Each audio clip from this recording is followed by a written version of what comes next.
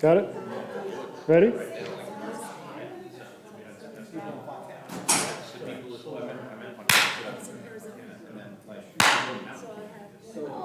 Okay, thank you.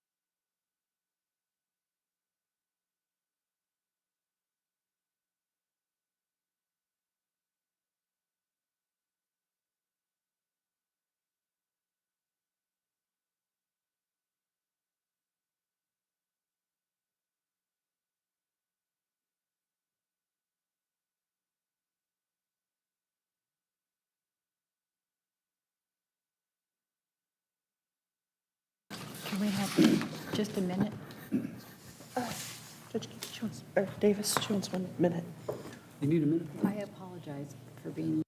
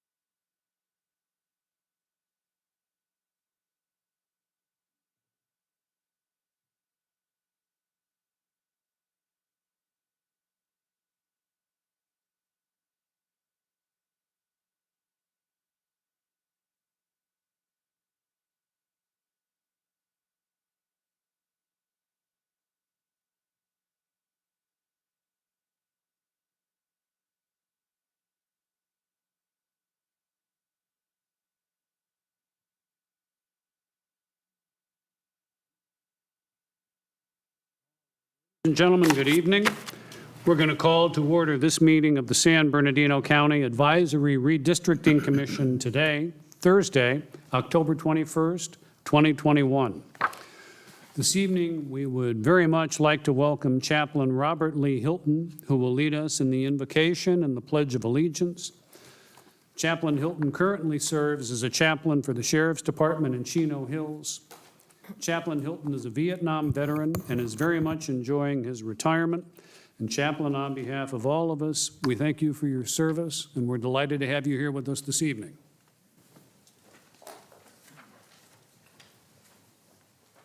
Good evening. Can we pledge allegiance to the flag?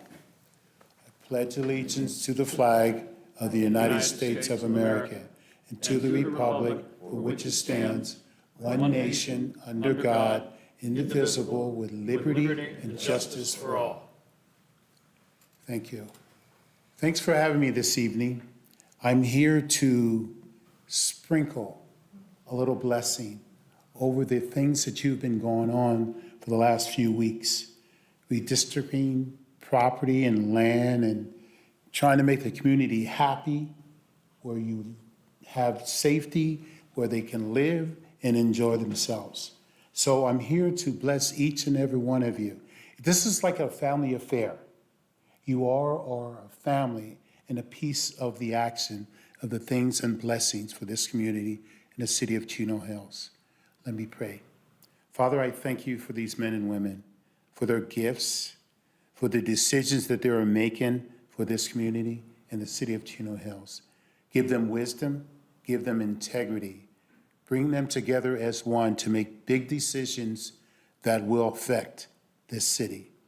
Lord, I ask that you give them strength, give them just the pressing moments of things that need to be cleared and make it work together as a team. This is a family affair, and we trust in you, Father. You are our solid partner. We ask you to bless these things in your precious name. Amen. Amen.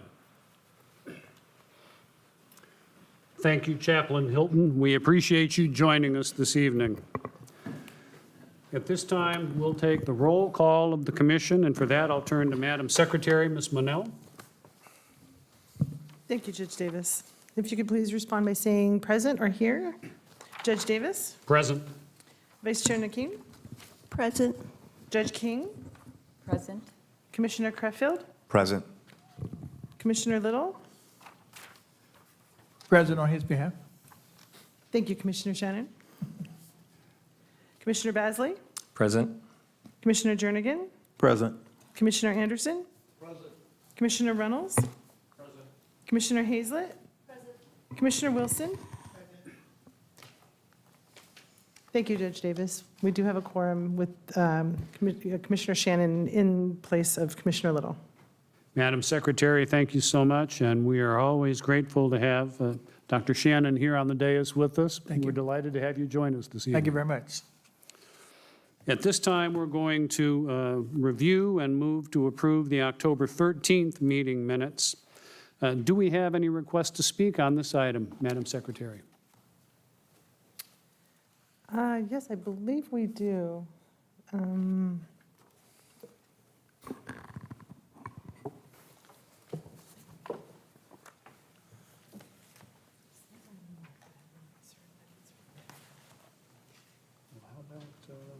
How about I call her and ask her? Yes. Okay.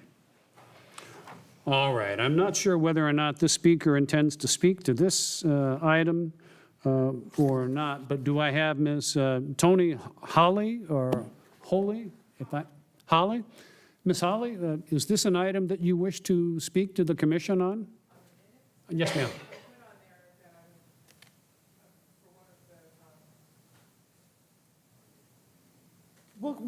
Judge Davis, we'll clarify with Ms. Wonderful. Hawley and get back with you in just a moment. Wonderful. I appreciate that. All right, since we have no public comments on this, let me ask my colleagues here on the dais, do I have a motion to approve the minutes from the October 13th meeting? So moved. Second.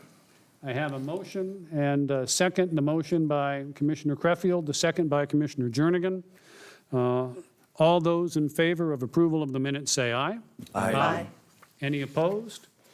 Hearing none, the motion passes unanimously, and the October 13 meeting minutes are in fact approved. I should indicate, I believe that at the October 13th meeting, I was not present, so I am abstaining from that vote. Thank you, Madam Secretary. The next item on the agenda is discussion and approval of the October 14th, 2021 Commission meeting minutes. Madam Secretary, do we have any requests for public comment on this agenda item? We do not. Okay. At this time, then, I'll ask my colleagues, do I have a motion to approve the minutes? Not a mission, but a motion to approve the minutes. So moved.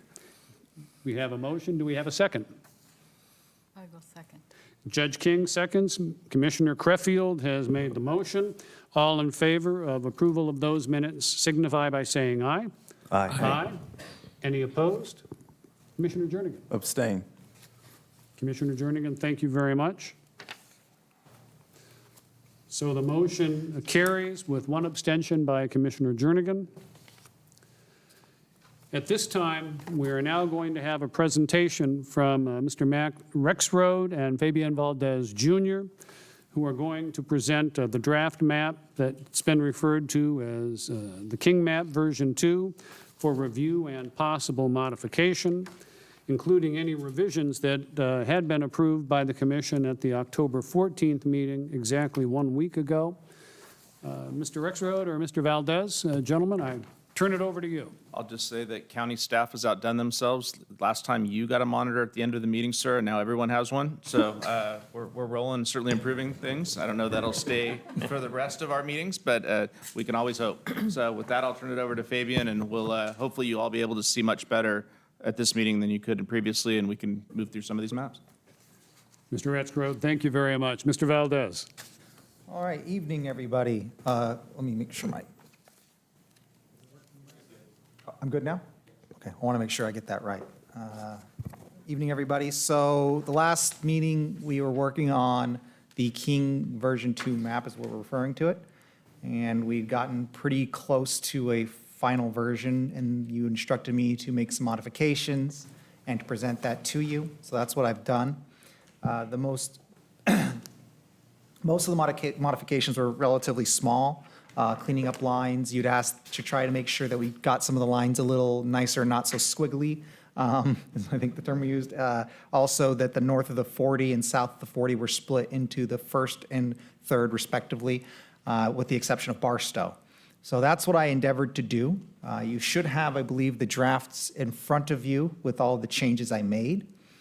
And however you'd like to go through it, we can. I can suggest starting with, I guess, District 5. I believe 4 and 2 we'd finished completely. So I can suggest moving straight to District 5 and looking at the changes I made there so you have a good idea. I think that'd be fine, Mr. Valdez.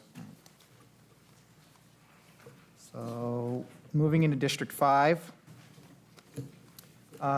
First, there was one of the asks of me was to make sure that District 3 was no longer moving all the way to the border, to the LA County border. So we've moved District 2 up and grabbed a little bit, and I believe some of that we did while we were in session together on the last meeting. But District 5 specifically, down in the bottom, where Grand Terrace and Colton are, I've made a split, and let me turn on the street so you can see this. I've made a split between District 5 and 3 in Colton, where Grand Terrace is now in District 3, as well as everything that is east of the 215 freeway. And that's kind of the dividing line, and I follow it all the way down in the city of Colton. So everything west of the 215 freeway is in District 5. Everything east is in District 3. Also, in the northern section of District 5,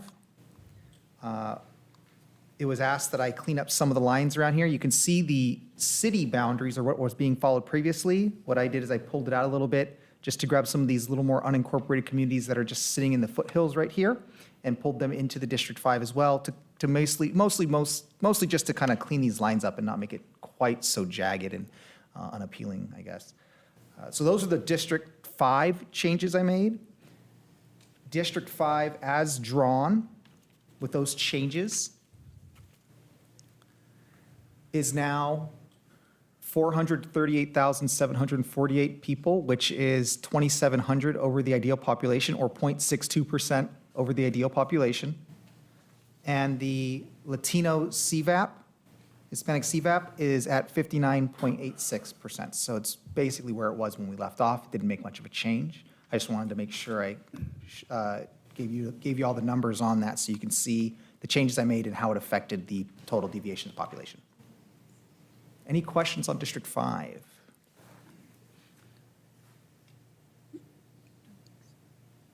Any questions from my colleagues up here on the dais? I think you've done a wonderful job with this, Mr. Valdez, speaking for myself. Judge Davis. Oh, Does the previous CVAP for the population, Latino population, wasn't that 62%? Was that 63% is the current district, 63%. When we were working on this before we took out Grand Terrace and Colton, it was not too far off from it. I think it was like 60, 61, it was right around there. So it's within the range of where it was. Yeah, so this is actually currently, it's as drawn, this is 59.86, so it's actually still at 60%. Yes. any of the other alternates have any questions at all for Mr. Valdez? Judge King, did you have something? Yes, would like to simply confirm that these lines then include all the individuals within the city limits, correct? Of the respective cities. No, the city of Colton is split along the Excuse 215. me. I knew that. Other than Colton, is it accurate that the lines drawn include all the population within the city limits of the respective cities? Of the cities outside of Colton?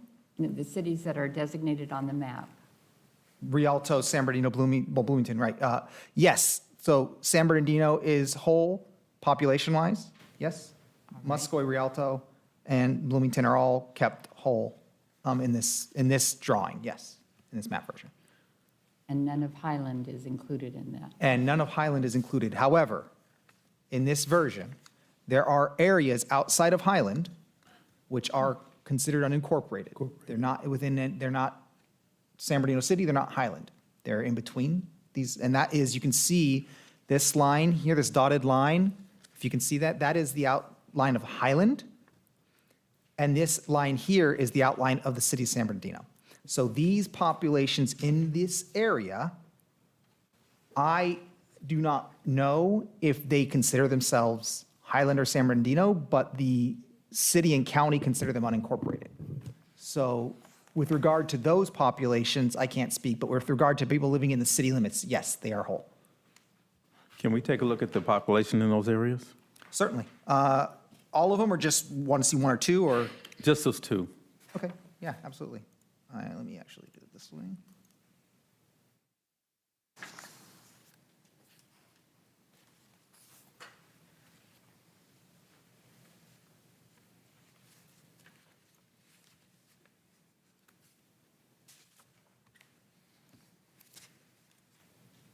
So those two areas have, let me scroll up here, 8,838 people in those two areas. And that's highlighted. You can see those two highlighted areas are not city of San Bernardino and they're not city of Highland. And I don't know, I have no way of knowing personally if those people consider themselves city of San Bernardino or they consider themselves Highland. I don't know what's on their addresses, but I know that they're not considered either in the municipal boundaries. Yeah, I did have a question. I mean, it's more a third bit. I guess it's the same. It's actually these same two areas. You know, one of the criteria is that it be contiguous, and I know these lines are kind of fat, so it's hard to tell. But from this, it almost looks like there's a couple areas that are just joined at a point. Is it a little wider than that, or? I can zoom in so it'll make a little more sense for you here. Yeah. You can see here, it's just a narrow bridge. And then down here is the other one. Let me move down a bit. Here's a narrow bridge coming into this one. This one looks like it's Warm Creek is what's connecting these two areas. And then my question, I guess, would be more of a legal one, but would that be considered contiguous? Obviously, it's all part of one, but is that wide enough, I guess, to go there? I mean, it's not a separate island. It's not a standalone Yeah. location, so I think it would be considered contiguous. Yes, it does meet the criteria for contiguous. One of the things that may be somewhat problematic is the compactness, but that is lower on the list than contiguousness under the criteria under the state law.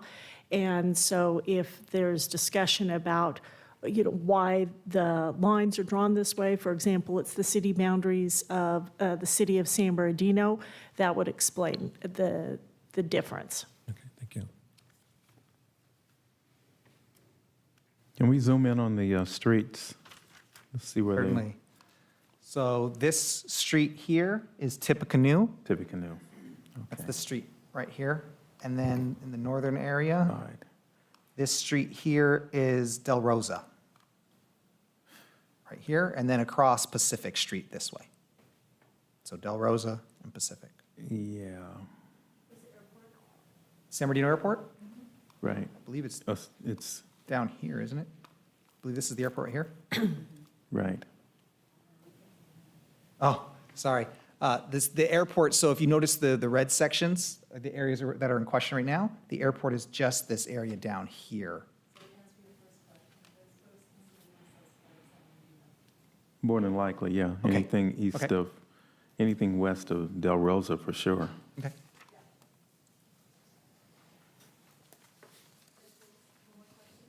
Yes. So in this map, can you highlight where the reservation is? With the understanding that the tribe now owns Arrowhead Springs Hotel? This is the reservation, San Manuel. I'm assuming you meant San Manuel, right? It is. Yeah, this is the reservation right here. And then Arrowhead Springs Hotel, which is at Old Waterford Road, the tribe owns that now? Okay, I can I don't know. try to find Old Waterman Road on here. To, Well, Waterman Canyon, I believe, is over here. Yeah, so this is the 3rd district when it Third gets to the district. crest line. So the line here, you can see this is, I went outside, this is the actual city boundaries here. I'm going outside the city boundaries a little, but I couldn't tell you where that hotel is in relation to these city boundaries. And so I don't know if I'm going far enough to grab that or not. I'm staying south of Crestline so as to keep Crestline whole in the 3rd district.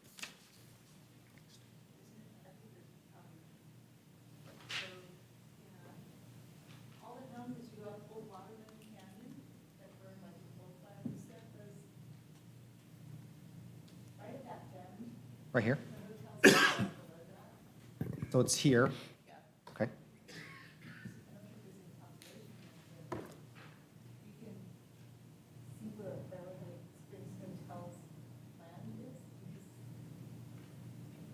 Ms. Haslett, would you mind using the microphone? I'm having difficulty hearing some of what you're saying. So I can, So what I'm saying, am I on? yeah, Okay. So Judge King, what I was asking is that Samuel Band of Mission Indians has now acquired Arrowhead Springs Hotel, and to have that split so that right now reservation, all of the reservation is in the 5th supervisorial district. So it would make sense because that piece of property is also now considered ownership of the tribe, and to not have it. So when I'm looking at it, right at that bend, the hotel is below that. There's no people there, but to incorporate that into the 5th district also is a thought, so that you don't have the tribe straddling 2 supervisorial districts with their properties.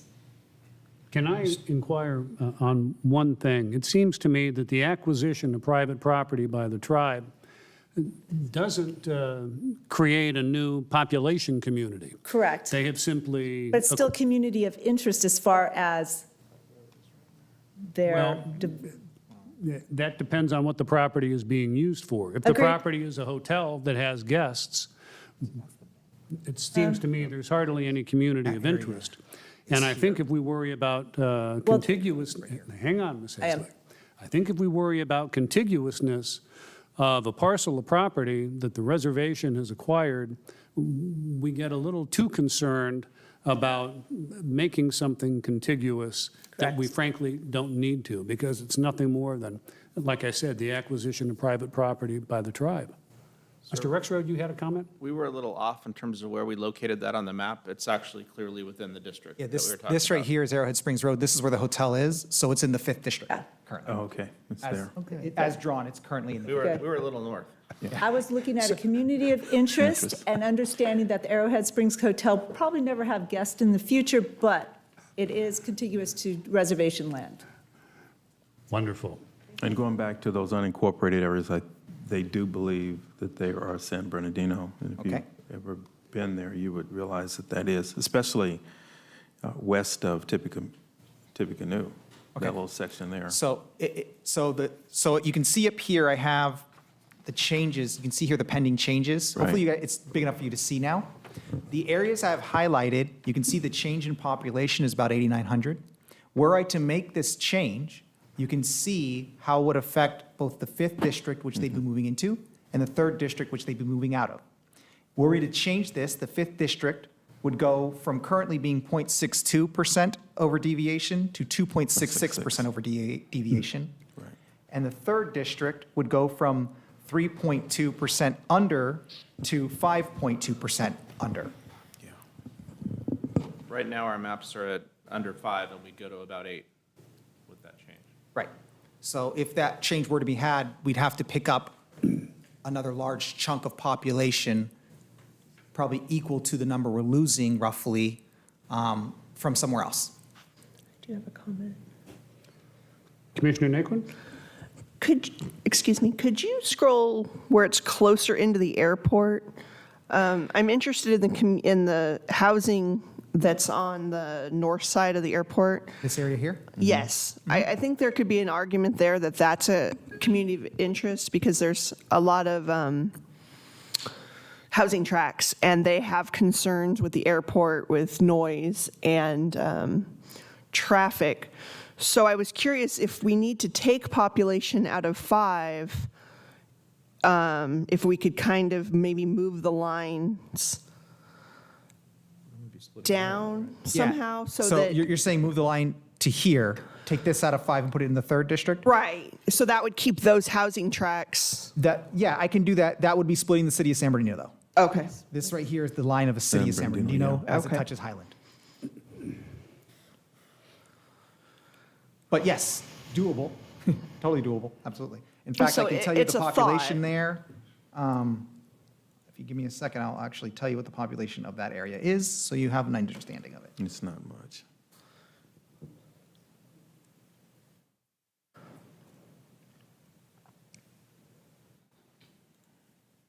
Looks like that's about 27 people. Yeah, I said it's well. not much.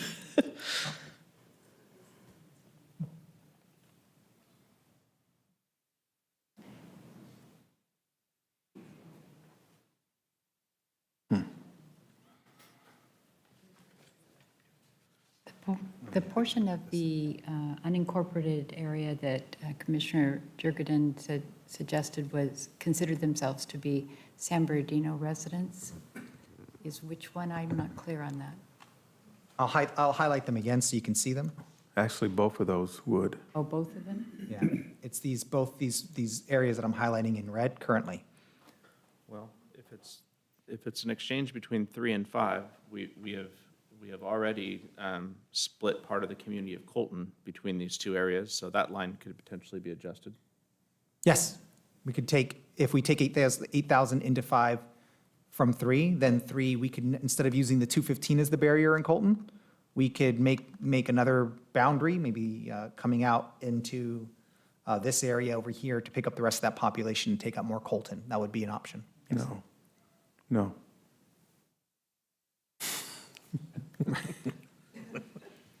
Our job is to give you options, sir. I understand. Just trying to figure out how we can fix that. Well, I can kind of give you an idea here. Your boundaries between 3 and 5. So, and by the way, this is if we're assuming a straight swap between 3 and 5. Okay. Obviously, 3 doesn't only border 5. 3 also borders 2, and it also borders 1. So the reality is, were we to put this into 5, 5 would be 2.66, I think I said, 2.66% over ideal population. Still in a decent place to be. We could still probably get under a 5% total deviation with that, potentially, depending on what we did in the other districts. You would need to pick up probably 10 to 15,000 from another place. 5 isn't the only option. You can pick them up from 2, but to pick them up from 2, you would have to scoop in Lytle Creek and come down into Rancho and Fontana. You can pick them up from 1. To pick them up from 1, you'd have to come deeper into the Apple Valley Hesperia. Right. Or, no, actually no or. That's it. It's really Apple Valley and Hesperia is the only real areas where you have dense enough population to pick up those people. So, because Barstow is already in the 3rd district as drawn. So really, you have a choice between Apple Valley Hesperia and then the 1st district. Shedding that many people would have to pick up from the 2nd district and come down this way and pick up the rest of this forest area and probably part of Rancho and Fontana as well. Or we'd have to move that line, well, actually, I don't know if that would do it, the Needles line back, but I don't know if there's enough people, I don't know if there's 18,000 that you would need to change that, because that's a significant chunk of people to move around for some of these smaller population areas. Why don't we leave it as it is? Another option I can suggest is, and I know it's a bit of a half measure in a way, but another option is to include one of these in the 5th and not the other. Because these are 2 distinct areas. Let's take a look at the population of the southern one, southernmost unincorporated area. That is 2,300 people. That would change the deviation of 5 to 1.16%, and the deviation of 3 to 3.73%. And then the idea there is you would probably go take some population out of 1 in the northern area by Barstow to try to meet the rest of the population deviation for 3. There are areas in Barstow as it's currently drawn, and this is, we were going to get to it in a bit, but in Barstow, we have 4 communities outside of Barstow. You have Yermo, Calico, Newberry Springs, and Daggett. The Yermo, Calico, and Newberry Springs, as drawn, are currently in the 1st district. So you could, this would be Yermo here with Calico and Newberry Springs here. So potentially picking up that population would be, a couple thousand potentially. That might help offset it and bring that population deviation from negative 373 down to potentially negative 3 or around there.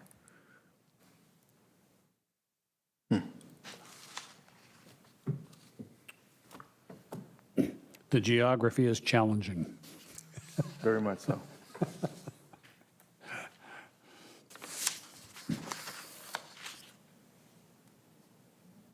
This would give us if we did something along those lines, what's the total deviation then if we did this particular southern part of, And only that? and only that? Be 373 to 153. So just over 5, just over 5, I believe. Okay. It'd be like 5.2% total deviation. Commissioner Anderson, did you have a point to make or a question? Yes, looking for numbers to go into 3, the natural progression off of Barstow is that Daggett, Yermo, and Newberry Springs area. And it makes a lot of sense. I believe it's around 3,100 people or something Yeah. like that that could be picked up right there in one little spot. It's something to look at and makes sense.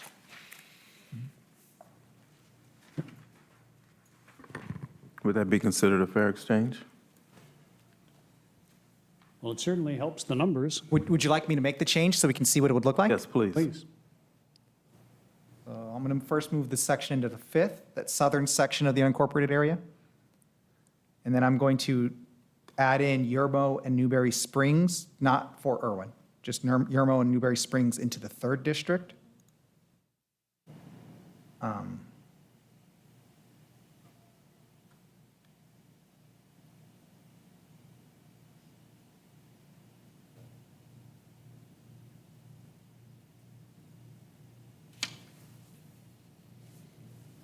This area here.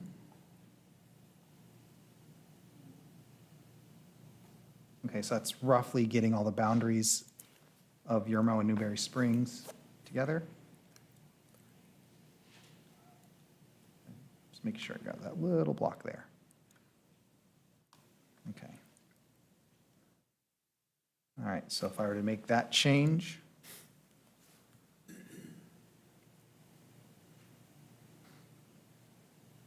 so putting Yermo, Newberry Springs with Daggett in Barstow and Hinckley all together. Making that change brings our deviations. Let me actually. So the 1st district would be 0.76% under, or 3,300 people under ideal population. The 2nd district doesn't change. The 3rd district would be 0.294% under ideal population.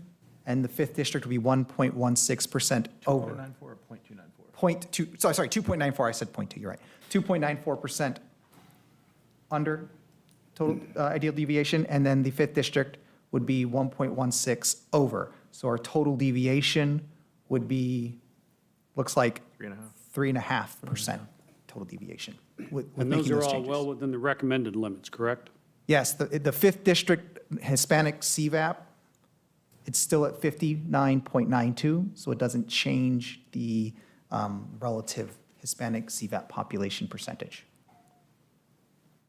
So that includes the southern unincorporated? Yes, that was only the southern section, yes, sir.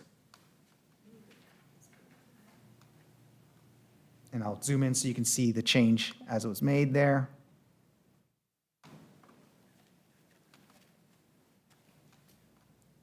And so now you have the line here.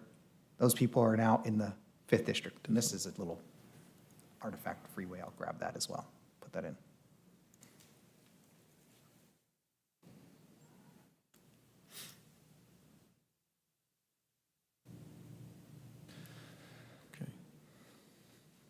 The northern section is still in the 3rd district. Right. Right. And what's the population in just that area, the northern section? That's Paris Hill. That is 6,500 people. Density. Were we to make that, we'd be back to that 8% total Understand. deviation. Yeah, Understand. Right around there. Okay.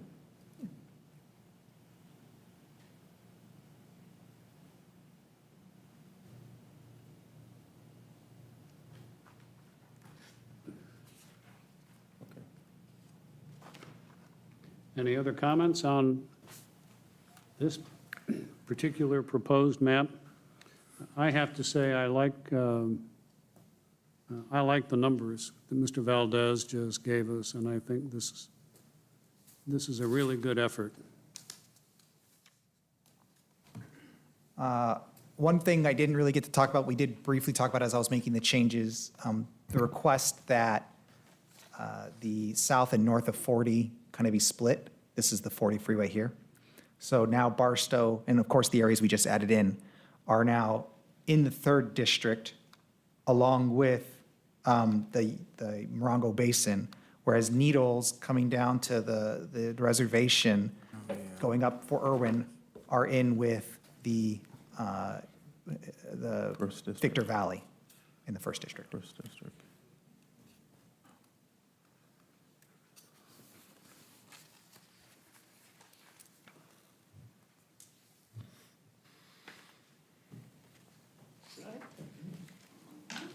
Commissioner Anderson? Well, there was a little spot when he was flipping around with the map there, and I got a little confused. It looked like there was a spot missed, and that would have been Certainly. in the Newberry Springs area towards the 15. Is that unincorporated? This is Newberry with the- Springs right here, this kind of purple Yeah. outline. I'll zoom in. When you had entered that in there, I thought there was like a little blank spot that, right above the northern border of 3 there, where it meets 1. Is that all unincorporated, or? Yeah, this is, I can tell you, I don't believe there's actually any population in this. It's just, Well, to clean land. it up, I was just wondering if that kind These of. would be, yeah. these would be the kind of areas we'd, again, request the opportunity to go in and clean it up and try to find straight lines to, if no people are there, to be able to, we're kind of doing this on the fly right now. Yeah, but this is the kind of thing I would argue that I would just do, it changes it to people. Doesn't make any major change, and I would, change it just so it cleans up that line. Oh, I put it in the 5th on accident, so yes, I'll put it in the 3rd. Just so the lines look cleaner. So yeah, that would, something I would, want to do. Is that a little unincorporated area there Which area? to your? This spot here? Yeah. It looks Oh, I like see. it I see has that. a street that comes over to it. But I can grab the section right underneath it, I don't know how big the block is, but I can grab and see what it does. See, that's the census block there. So I can definitely grab it, but, Right. nobody lives in it. There's no one in it, just sometimes these blocks aren't really happy square lines. So I can absolutely put it in, or we can leave it out. It's, for me, it's not important, really. Okay.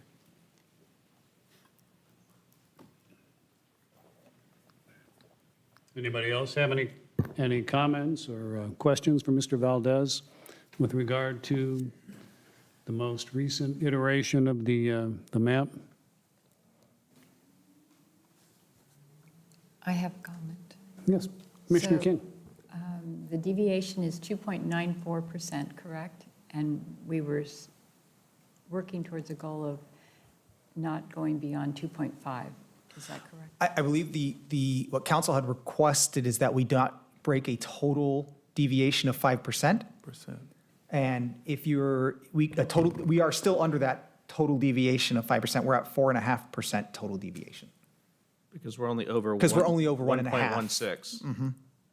We're 2.94 under and 1.16 over. So the total spread's Yeah. 4.1. yes. All right, I Aren't we see. 1.53 Yeah, in the 1.53. second Yeah, it's district? the second district. I'm sorry, I was looking at the 5th district. Yeah, Yes, I'm sorry, you're 1.53. right. So we are still at 4.5%, which is under the 5% total deviation request that we had. Okay. Commissioner Basley, any thoughts or any comments on this? I think this is a good map, is my thought. We should move forward on this one. I do too. I do too. Commissioner Naquin, any thoughts or any comments on this map? No, I think this is a good map. Commissioner King, what are your thoughts? I'm comfortable with the way the map is presently constituted. I believe so. We only have 2 cities split.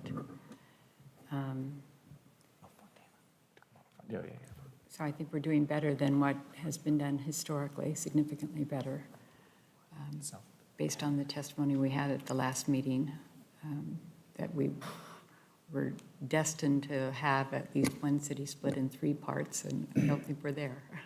So that's good. Commissioner Shannon, what are your thoughts? We're not in Fontana, so I'm good. Everything is good. I'm very comfortable with it. Commissioner Creffield? It's a good map, and thank you, Commissioner Anderson, for some of your additional comments to work this out. Commissioner Jernigan, what are your thoughts? I'm good. You're good with this? I believe from the beginning, I want to commend Judge King, because I think you did a yeoman's job in establishing the baseline for it. She certainly did. Let me ask the alternates. Any questions or comments from any of you for Mr. Valdez or Mr. Rexroad, or anything else we should entertain? Commissioner Anderson? Some of the thoughts I heard before, Judge King did an admirable job there of giving us a fantastic starting point to act, which really literally made it easier to do. I want to thank you so much. It really, I know you put some work into that, and it looked really good, and now it's looking really good. Thank you so much. And Mr. Valdez helped considerably. I just click the buttons, that's all I do. Thank you. And you click the buttons very fast, I might add, extremely fast. A lot faster than we could, for sure. Any of the other alternates have any comments at all? No, job well done. Okay. Well, I wonder then if I should ask Madam Secretary, do we have any public comments? We do. We do. Let me do this then. Let me ask, I hope I'm reading the name correctly. Do I have Miss Christine Scott here tonight? Ms. Scott, good evening. Thank you for joining us. Thank you. It's my first time talking in front of a judge, so I may be a little nervous. There are 2 of us here. Well, good evening, Chairman Davis and Commissioners. Thank you for the opportunity to speak with you. I am Christine Scott, council member for the city of Rancho Cucamonga, and I'm here speaking on behalf of the city this evening. You should have also received a letter from Mayor Michael, and I'd like to share a bit more with you in person. Thank you for considering our feedback on the proposed districting maps.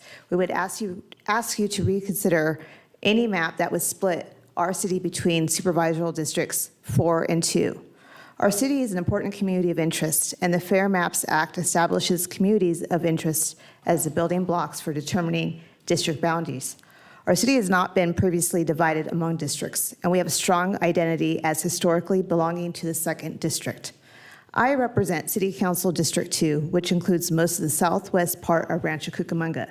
My community strongly identifies with the rest of the city, but has in the past been underserved as compared to other areas and somewhat marginalized from the rest of Rancho Cucamonga. You may not be aware of the history in our town. Over the last several years, we have worked hard to heal those divisions and unify our city. To split all or part of these neighborhoods into a different supervisory district would open these old wounds and again send the message that the southern parts of Rancho Cucamonga are not really Rancho Cucamonga. We are happy to see that Judge King's map will keep all of Rancho Cucamonga in District 2 and still meet the other important goals of this effort. We encourage your support of Judge King's map for District 2. Thank you again for the opportunity to speak and for your work on this important effort. Thank you. Ms. Scott, thank you so much for those comments, and we appreciate your comments, especially with regard to Judge King's efforts on her map. So thank you for that. Madam Secretary, do we have any other public requests to speak on this? We do not, Judge.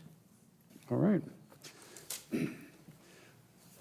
Perhaps now would be the time to entertain a motion to approve this particular map that all of us have heard some presentation on from Mr. Valdez and Mr. Rexroad and Ms. Serber.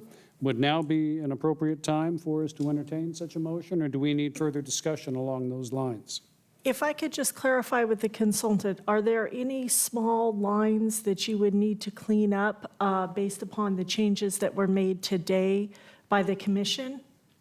If there's any place that the only place I would argue that I would potentially change would be maybe right around here, but I don't believe that's an actual community. I believe it's empty space.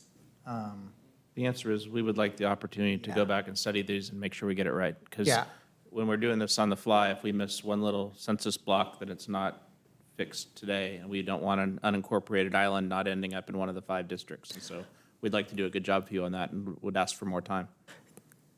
Any changes I would make would be, very, very minuscule.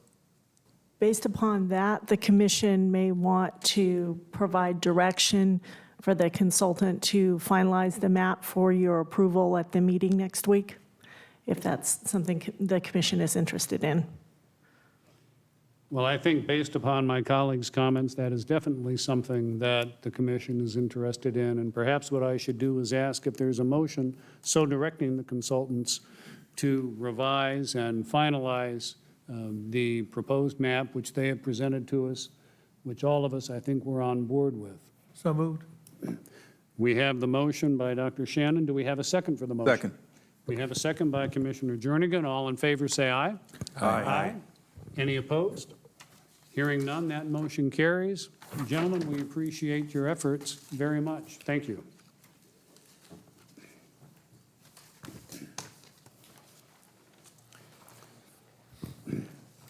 I think next on the agenda, our presenters are going to discuss a draft map, SBRI Proposal V2 combined, for review and discussion. Mr. Valdez, are you going to take the lead on this as well?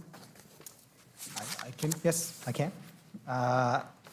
So if we wanted to, and this is clarification for me, if we wanted to treat this similar to how we did the King V1 and then try to draw, is that how we want to approach this, is bring up the RI version 2 map proposal and then start tweaking it to make a version that you like? Is that how we want to approach this today? Or was it the intention more just to review that map? Let me hear from my colleagues. I think it would perhaps be easier if we started with your proposed version and discussed that, but if my colleagues have a different thought or suggestion, we can certainly take that. If there, Commissioner Crefeld? Well, I just think that this draft is vastly different than the one we just approved, and although I think different versions is a great idea, I could see how we would, in my opinion, we would definitely be playing with District 3 and District 1 all over again. So, I think, I don't know if we recommend that we sit here and redraw all of this, as it could probably start just looking pretty similar to what we just approved, but that's I just agree. my opinion. I don't think we should spend We're that not going to go time. back and reinvent the wheel? Exactly. So I think, Mr. Valdez, that may be your answer. Let's take our guidance from the map that was just approved, perhaps to the extent that we can. On the map we just approved and make similar in this new Correct. RIV2. Okay, got it. Let me start by, I'm going to turn off the current supervisor lines to make this easier. So the green lines are the RI version 2 lines. I'm double checking this is correct, the version we're all on the same page here, correct? This has the Victor Valley moving down through the forest area to Big Bear, correct? Okay, just making sure. Okay, so were we to draw, so the first thing is in this map, the border between 1 and 3 doesn't exist the same way. As you can see, this kind of area out here is all in one district. The difference being, we now have a Morongo Basin moving up with Barstow and Needles and all this is all one district. It's more of a kind of the desert, all that unincorporated desert area. And then you have the Victor Valley moving down into the mountain area. So that's the first big difference. Is that something you would want, because you'd mentioned, Commissioner Crutchfield, I believe, said, trying to match the lines to the last version. Is it that you would want me to make these districts the same in terms of bringing this, I believe this is the second or the first district moving it up through Barstow and around Barstow and over, or would you want to keep these lines? I just think this is such a drastic change to what the districts have been before. I mean, the mountains were always part of 3, and the District 1 was always the Victor Valley above, well, originally through Barstow and then down through Needles. I'm just personally of the opinion that this is just a real drastic change to the way it has been. And I just think if we just start moving lines again, then are we going to start making it look like the King version again, when we start moving things around, I guess is my question. Or my comment, I guess. I think if you do start moving lines around, we're going to end up with the map that you all just looked at, and we're going to end up with, every time we do this, we're going to end up creating that map again. So the question is this a good starting place to come up with a different version that's different than that map? We need to come up with at least 2 maps to send for you all to recommend onto the board. So my assumption is those would be 2 fairly different maps. So if this isn't a good starting place for you to be able to get to that second place, then maybe we choose one of the other things on the agenda to start from there and see if that gets you to where you want to be. We can certainly do that, but I'll suggest there's nothing wrong with having a map that is significantly different from the map that we just discussed and I think tentatively approved. But I leave that to my colleagues. If they would rather have one of the later maps discussed, we could certainly do that. I just think there's nothing to be lost by moving lines perhaps a little differently than we did in the King map and seeing how things actually look. We ought to know, I think, in fairly short order whether or not the movement of those lines is something that's going to meet with the approval of the commission or if we're going to wind up being redirected elsewhere. My only comment, and I agree, I think if everything's going to be the same, then, that's not sure how much of a decision that is for the board, but on this particular version, if my math is correct, we're around 9% deviation. Yeah, this was always a very rough draft starting point map, so this does have a pretty high percentage deviation, right? So we would definitely need to adjust it. And if you are comfortable with that, we can start by, if you want to start with this as your starting point, we can start by going back into the 4th district and kind of go through the same kind of, same steps we took with the King map in drawing one district time, making sure you get it the way you want it, and then move on to the next district. If that's something you'd be okay doing? I just had a thought, and I'm not sure how my colleagues will feel about this, but we spent an awful lot of time on Judge King's map, and rightly so. The next agenda item that I see involves discussion of draft map, public submission 1 combined.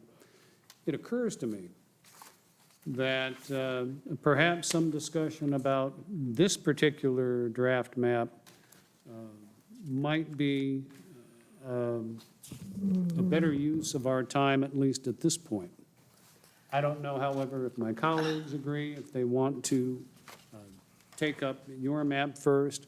I just offer that as a suggestion because there's a part of me that thinks if we have a public draft map which has been submitted, it may be worth discussion. Certainly.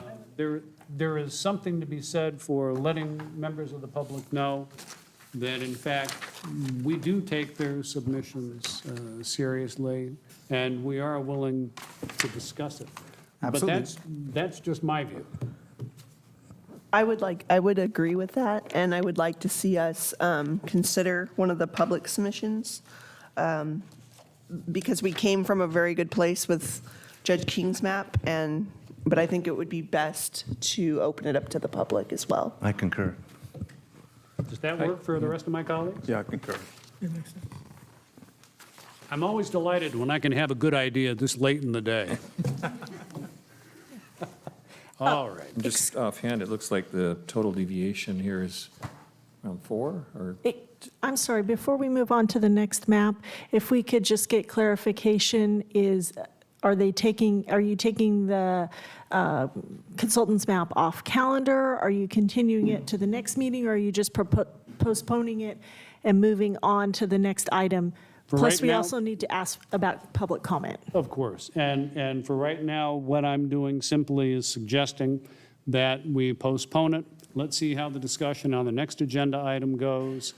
Depending upon how that goes, we can always return to that agenda item and then take any public comment that might wish to be presented. But I think my colleagues are clear that they'd like to undertake a discussion of the public draft map. That's fine, I just wanted to make sure it was clear on the record. Thank you. And I appreciate that, Council. Thank you so much.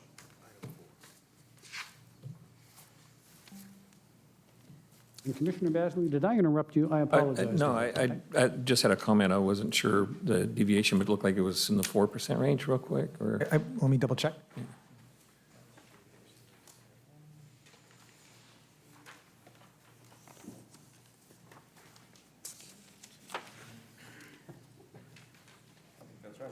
So Yeah, just about 4.5% is Yeah, what we're counting. just- Yep, And it roughly. looks like the CVAP numbers are good, I think, on the 2 districts. Yes. So it's a good starting point already from the total population and this CVAP issue. Yes.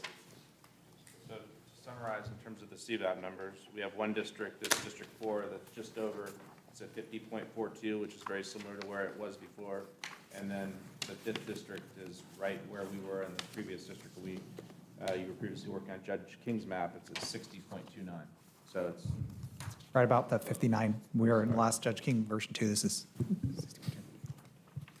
Yes, I just got warned for not speaking to the microphone, I'm sorry. So just to repeat that, so I don't get scolded again. The 4th district is at 50.42 Latino CVAP, and District 5 is at 60.29. And those are very consistent with where we were on the final version of the Judge King map that you all saw a little while ago, and relatively similar to the numbers we have now. The current District 5, as we have right now, is at about 63. I'll leave that up to county council on whether that's acceptable or not, but we're at least in the ballpark. If I can have a question, please. Looking at this map, it appears that Fontana is whole. However, Upland is still slightly split, as is Colton. yes, so the green lines here, this is the public version 1 map that you see the green lines on. The splits we see here would be the city of Upland is split here. And I can zoom in and tell you this, I believe it's a freeway, but let me double check. It might be Foothill, actually. Yeah, it's Foothill. So this is Foothill in Upland, south of Foothill is in the 4th district. And then in Colton, it is, again, using the 215 freeway as the dividing line. But it appears that the rest of the cities are pretty much whole. There are some I'm sorry, San Bernardino, some of these Foothill community in San Bernardino, they are split out of San Bernardino. They are in what would be considered the 3rd district. Looking at Rancho Cucamonga, it looks like it's all within the same district there, that dotted line, I guess, yes. Yes, it's whole. There are some unincorporated areas just north of here that have houses which also consider themselves Rancho Cucamonga. So, I mean, if we were going to use this as a starting point, that would be a place where I would make an edit. And actually, that's what I would suggest, is that we include that community with Rancho, or at least in the same district, 2nd district, I guess that would be.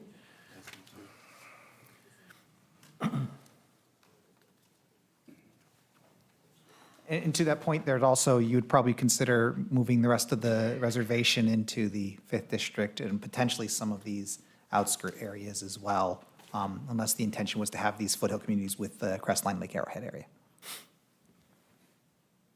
Yes, exactly what you said. Mr. Valdez, can I ask, going back to the Upland location, what is the significance in terms of population if that green line were to be moved down to include all that area south of Foothill, such that Upland was all within the same district? I'm wondering what the numbers are. Give me a moment, I'll tell you. We'll figure that out Last for time us we here. did this was around 28,000, I think, is that, if that line is what the current line is. But let's be.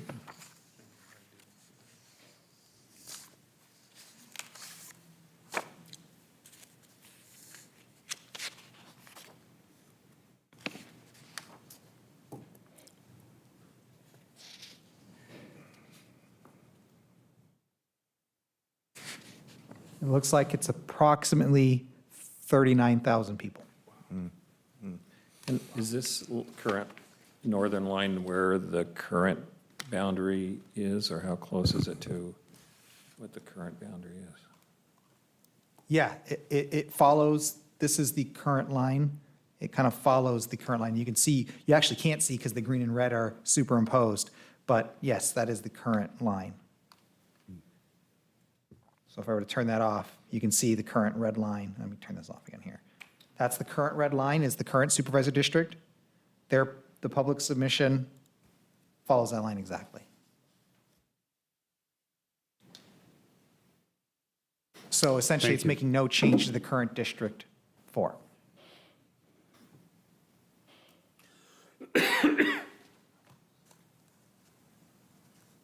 So it's a little more than half of Upland's population that is south of Foothill, if I'm recalling the numbers correctly. I'll tell you in a second. The city of Upland, I want to say there's 75 or it's 76,000. 80,000, so it's, yeah, it's roughly half, just around half, yes. Thank you.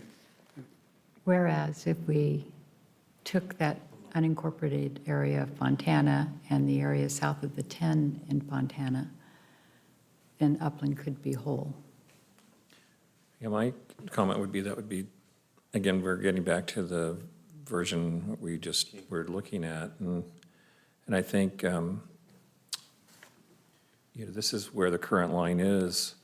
I'm sure if the citizens of Upland had something to say, they might say something, but they, unlike the representative from Rancho and the representatives from Fontana who came out and strongly to support that they all be in one, I think this is something different for the board to look at. I do recall from the meeting in the Upland Council chambers, we did hear from a number of speakers indicating their desire to have Upland in one supervisorial district. If I'm recalling correctly, I think we heard from at least 3 speakers. That is correct. Yeah, that was my recollection. I'm sorry, did I interrupt you? No. My mistake. No worries, no worries. That being said, I think there's something to be said to have a different map. And if we move these lines, I think we're going to end up with a map that's, a carbon copy of the one we just tentatively approved. So this would give us options. I just think that it's important that we have a map that has some differences, noticeable differences. I think, we definitely don't want to submit maps that look similar. Virtually identical. Exactly, I agree. I agree. I want to point out also, this 4th district is kind of in a little corner. And so the reality, it's the bottom part of the county in the corner. The reality is you don't have a lot of places to draw the lines. So if your lines for the 4th district end up looking similar to the last map, that's not necessarily, unexpected, just because you don't have a lot of places you can put these lines, really, in the corner. You're much more open in the rest of the county. Sir, if I could offer, one other thought is that the largest population deviation in this map that's presented is 3.14% for District 2. If you're dividing the city of Upland, I would encourage you to at least consider the idea that the division line between D2 and D4 be placed in such a way if the CVAP number can remain relatively the same, that you try to balance the population equality out and reduce that deviation even more. You've already divided Upland, you've split the city. If you're going to do that, you might want to consider adjusting that if you're interested in that. So the recommendation would be to move this green line north into more of the District 2 and take a slightly different line in order to bring more of the population of Upland into this 4th district. And where would you bring that up to, say baseline? I'd say or, baseline would be a. Another option, certainly. I mean, you How have- much You have a lot population- of, you have a lot of streets here. A lot of it. It's a large How much population is in that area north of Rancho Cucamonga that we were thinking about moving that line north and for 2nd District, that area? In just Rancho, north in Rancho of Cucamonga? Rancho. Oh, the unincorporated population Yeah. above? I see, I'm sorry, my apologies. Because I think we were thinking about sorry. moving all that in there, but. I'll get those numbers for you right now. Give me a second.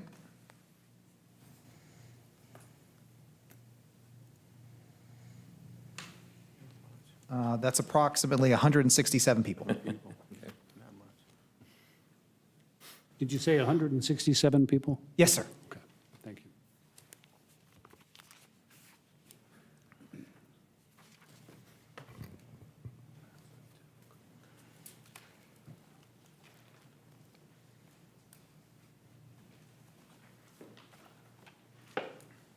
The other consideration from previous conversations you've had is also about where Mount Baldy ends up in this. And I know Mr. Little's not here today, but that was a topic you all have considered in regards to this area as well. And so the Mount Baldy, this line here is grabbing Mount Baldy area and bringing it down into the 2nd district. That's what this green line is doing here.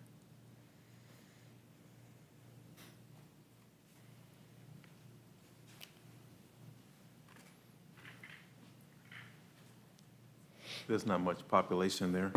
No, I believe the Mount Baldy community had a couple hundred people. Yeah. Right, and so I'd imagine this is under 300.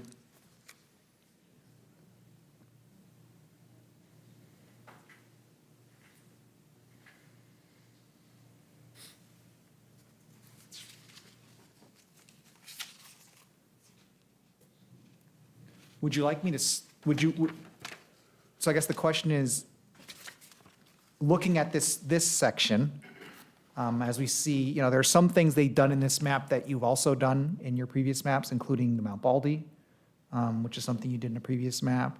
The Colton split at the 215 is something you've done in your previous map. You've also tried to keep Fontana whole in previous maps, and also you have the Victor Valley moving up. It does include Wrightwood, by the way. The Victor Valley includes Wrightwood in this version. And the Victor Valley moving up, and again, skirting Barstow, Yermo, and those places. It does not grab Needles, though. But this does some similar things to what your last map did. The most obvious differences are that you have the Lytle Creek and mountain communities this direction, except with the exception of Wrightwood and Mount Baldy, they are in the 3rd district in this version. And then also you have some little splitting of the foothill communities in the city of San Bernardino, which are not included in the 5th district. Those are kind of the major changes that I would say. But a lot of it is very similar with the boundaries that you had. And it also, again, the deviations on this, as they are currently, are pretty close. So I guess just very loaded. So does this map, for the most part, check all the boxes? I believe it checks almost, can you tell me the total deviation? Yeah, it's 4.5. If the total deviation is 4.5%, this checks all the boxes. This public submission does. And there's definitely some fundamental differences from this map compared to the map we just, the King map that we just Yes, approved. especially the splitting of Upland, the section of Fontana that is included in the 2nd district, the Needles being in the 1st, sorry, Needles being in the 3rd district, not in the 1st, so Needles will be connected to Barstow in this version, whereas in the last version, Needles was connected to the Victor Valley. So those are some differences that I would suggest are quite different from the last one. But it gives two different options if we did approve this map. Okay. I would argue that there are some small changes you should probably make, very slight changes. Like we said, moving the line in Upland north slightly would even out the deviation a little bit better. You'd go from 4.5 maybe to 3.5 or 2, which would be, and provided that keeps the Hispanic CVAP still around 50%, that'd be a good change. Because if you're already going to split Upland, you might as well split it in a place that's more equitable for the two districts. And then the other changes I would make would be, to add the San Manuel reservation, to keep it whole, put it back into the 5th district, because that's where it's currently split between the 3rd and 5th. Those are the changes I would argue would be probably the most important changes to do if you were going to want to just kind of approve this map as it is. Then there's the argument of whether or not you want to add these unincorporated areas in the foothills of San Bernardino City back in. Now, this map does include all the unincorporated areas. Yes, Yeah, this it map does, does both the include, north and south. to your point, yes, the unincorporated areas outside of Highland and between Highland and San Bernardino, this map does include them all. Yes, you can see, has both the northern and the southern section in it. Mr. Valdez, can you pull up what the population would be if you move the Upland line from Foothill? I had originally said baseline, but upon further reflection, maybe 14th Street? So you'd want to see what the District 4 population would be were we Please. to do that? Certainly. I'm going to add the whole part of the district in so we can see. I'm going to start by actually drawing the district so we can see what the numbers would look like as we're moving it, as we're making the change. We need to keep an eye on that CVAP number too. Right. And the CVAP will be, I'll scroll down to it, it's down here. Hispanic. Oh, I have it at the top. I moved to the top so it'd be easier to see. 50.73 is the current Hispanic CVAP as drawn by the public submission. What they submitted was 50.73 because it is the current district. So if I were to move, you're saying to 14th Street? Correct. Let me make this a little easier for myself to see. So let me do one last thing here.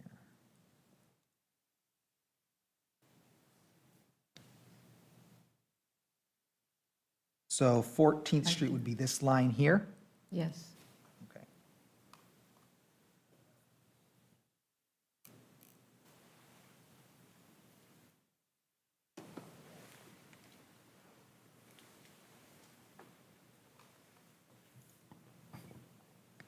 Is it okay that this block kind of juts up a bit? Is that okay? That's fine. So that population in that area that I just grabbed, staying outside of Rancho, this is the Rancho city line here. Right. That population I just grabbed is 13,245 people. If I were to add that to the 4th district, the 4th district would then be 1.78% overpopulated, or 7,744, but 1.78% overpopulated, and the Hispanic CVAP would be 50.26%. And remind me what those statistics were when it was at Foothill. It was, before I moved it, it was slightly underpopulated by 0.46. 0.46 underpopulated, and it was 50.73 Hispanic CVAP, And so what would it move to again, Fabian? 50.26. No, the population for D4? It would go 1.78% overpopulated. And then what about D2? I haven't done anything with D2. This is if you were to make the change to D4. So I haven't drawn D2 yet. Without making a change to D2, this would be just what it would do for D4. How much difference was there? 13? How much, 13,000? 13,245. That's how many people District are 2 in is this area. Over by 13,684. So it'd be roughly, Yeah. D2 would then probably be right on population if that's the case, yes. But it would narrow our deviation from 4 to about 2 then.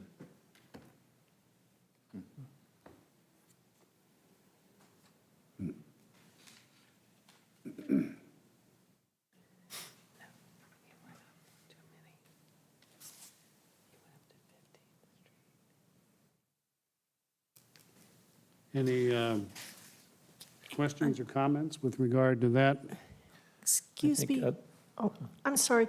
Can we just have the consultants clarify, was that 14th Street or 15th Street? I thought it was 14. Was it 14th? Okay. Oh, I'm sorry, you know what? You're correct. I actually moved it slightly higher. That is 15th Street. Let me adjust that to make that change. Somebody has a good eye. Yeah, it's, That was on Of your Lynn. notice, except for Ms. Okay, so this is the 14th Street line. It comes down and then goes back up. If I were to do that, it'd be 10,383, 1.12% deviation. Hispanic CVAP, 50.43%. It dropped it by about 3,000 people. And it upped the Hispanic CVAP by about 0.2% from the version I just had on it. So, and thank you for the clarification on that. For those of you who know Upland very Somebody well. doesn't need glasses, because that was really good. I know it. It's so hard to see. Well, my comment would be either the 14th or the 15th Street, adding in the reservation and then the 176 or something above Rancho. I think this is, I don't have any other comment on this map. Would you like me to finish drawing the map as it is so you can see what the rest of it would look like then? Yes. Please.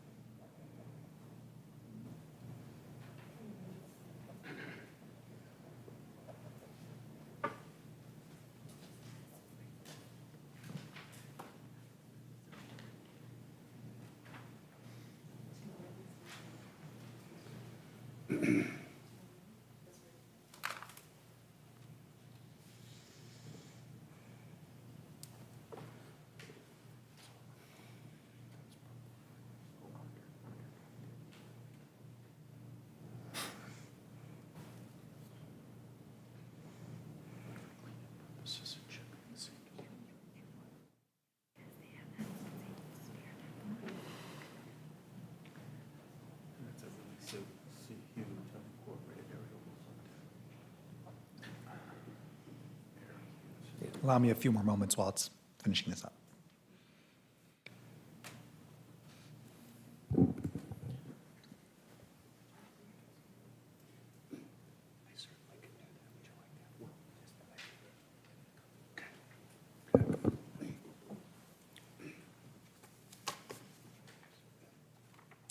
While this is, I'm processing these out, the second district, as you can see there, the second district making the changes that we made, the second district would now be 4,896 people over, or 1.12%.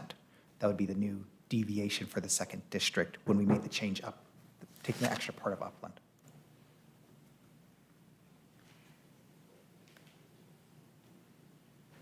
May I make a comment? Commissioner King, please. Yes. On this map that was submitted by a member of the public, it focuses, the real significant change is that it brings in Mount Baldy and that whole mountain area north of San Antonio Heights.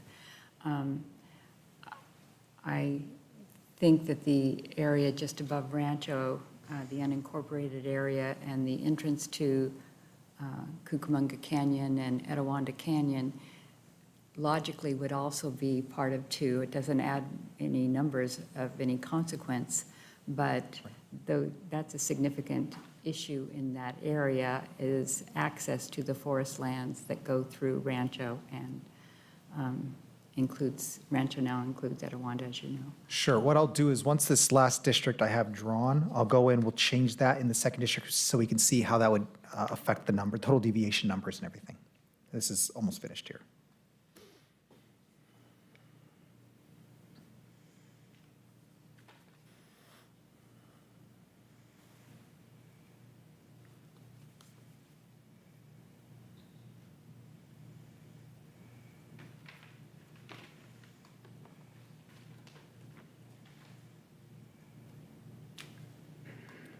So this is, now, this is the area in 2 that we're talking about. This is the area, and you said you coming up a little further up into this area, the forest lands you were mentioning, right, Judge King? Yes, just a little bit to the west, yes. If I were to make the line, this clean kind of straight line here, That would add, to the second district, that would add 200 people. So it's not a major change at all. So I can make that change, it wouldn't really affect anything. One thing I want to mention, the second district as drawn, I mentioned before, has a total deviation of 5,096 now, or 1.17%. The Hispanic CVAP is 48.2% Hispanic CVAP. Which is higher than it was, correct? Yes, I Or believe it is. presently. Higher than it currently is. Yes. Yes. And I'm not a Voting Rights Act attorney, so I can't comment as to whether or not you'd want 48%, but I'm just letting you know what the number is.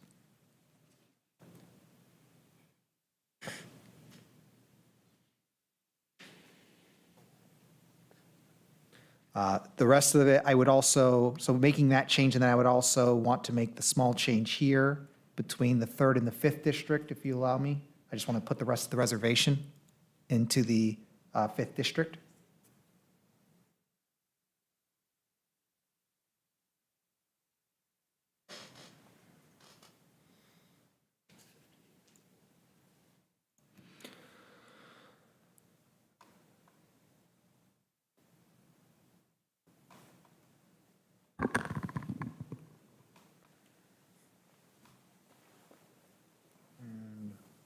I'm actually now looking to see if that Arrowhead Springs hotel is in the district as well.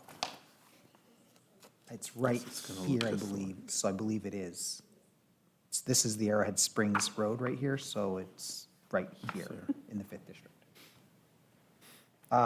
So this map, as currently drawn, meets all the criteria in terms of the Hispanic CVAP populations for both 4 and 5. For the total deviation being, I believe in this map, the total deviation is just around 2%, a little under 2%. 1.27.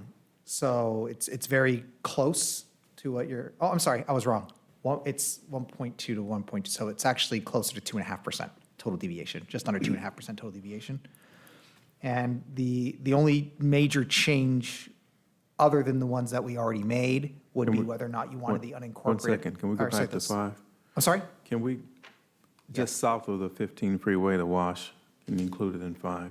It's no population there. Oh, this spot here, No, above, in the northwest.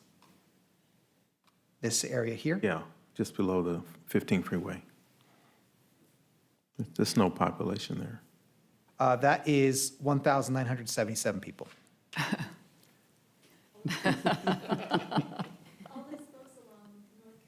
That must I be believe it's called Glen Helen is the area, what it's referred to as. Rosina Ranch in Glen Helen, Yeah, so that's 1,900 people just in this area here. in the wash. Yeah. Wow.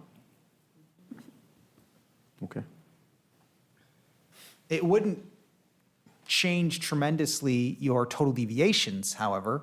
The 5th district would go closer to ideal, and the 3rd district will go to negative 1.1, but that still doesn't change your overall deviation being still under around 2.5%. It wouldn't make that change.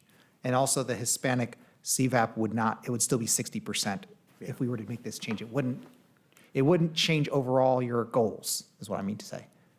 Even though it's 1,900 people and it seems like a lot. Yeah. So if you wanted me to make that change, I can see the rest. This is the area, the entire area south of the 15 here, as I'm using the 15 as the barrier when I draw it this way. Now, if I did all of it, not just those small sections, if I drew all of it, that puts us at a different number. That's 9,000 people now. Yeah. And that would then bring your deviations closer to around 4 or 5% total deviation. So, Which is still okay, is it not? yeah, that's still totally okay. Absolutely. The other question is whether or not you wanted these foothill areas in the city of San Bernardino to be included in the 5th. You can see some of these lines out here. They're in the 3rd. They are city of San Bernardino, but they are included in the 3rd, and you can see the line as it's splitting it out. Yeah. So we are split, this map split San Bernardino. then. Slightly, yes. We don't want to do that. And it starts. I believe to it look also splits it exactly right like the down King here. map. This is this area here, this little kind of, I call it a tongue. Coming down, this is also City of San Bernardino right here. The population of that is 3,034. looks like it's about 37. 3,700 people in this little area here. That's south of, this is also City of San Bernardino. And it's in the 3rd district split out. It's using the 10 freeway as the barrier there. So that's roughly 3,700 people. And I can tell you the foothill areas up here.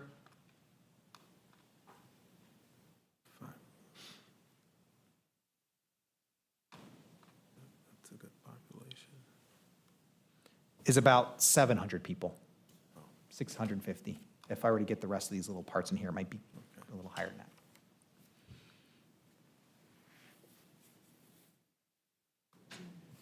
So if you included all the population that is within the city of San Bernardino, and we didn't include the unincorporated area that near Glen Helen that we previously were Right. addressing, how would that look in terms of full total numbers? I believe at that point you would be, you'd be adding roughly 4,000, a little over 40, maybe 4,500 people to the 5th district from the 3rd. So the 3rd district would be underpopulated by about 7,000, 8,000, and that would make it about 2%, or sorry, not 2%, about, yeah, close to 1.8% under, I believe. I can make that change if you'd like to see it. Yes, please.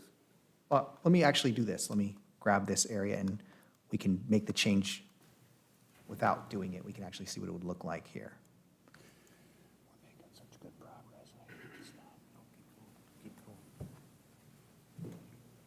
Okay, so if I were to do that, that would bring, as you can see, over here, the pending changes. So if I were to do that, the 3rd district would be 7,200 people underpopulated. The 5th district would be 2,760 overpopulation. So the 5th district would be at 0.63% overpopulated. The 3rd district would be 1.65% underpopulated. So your total deviation would still be in the range of 2.5% total deviation. Actually, yeah, I think, actually it's closer to 3% at that point. It'd be 3% total deviation. So it goes up a little bit. Okay. Still within the realm of what our goals are. Is that a change you'd like me to make? Yes. Just going to make sure I have the right boundary here for the city. Straight in there. And so this is moving these areas into the 5th district from the 3rd district. Right. You checked the CDOT number on that? I assume it. Yeah, the 5th district CVAP would still be 60.19%. Yeah. And this is kind of making the city of San Bernardino whole. Let me do that. So making that change.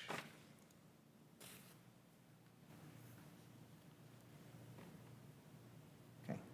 Okay. So I made those changes. You had also asked about, cleaning up this line were I to, well, maybe not that one, but cleaning up some of this area here, if I were to kind of even this out a bit.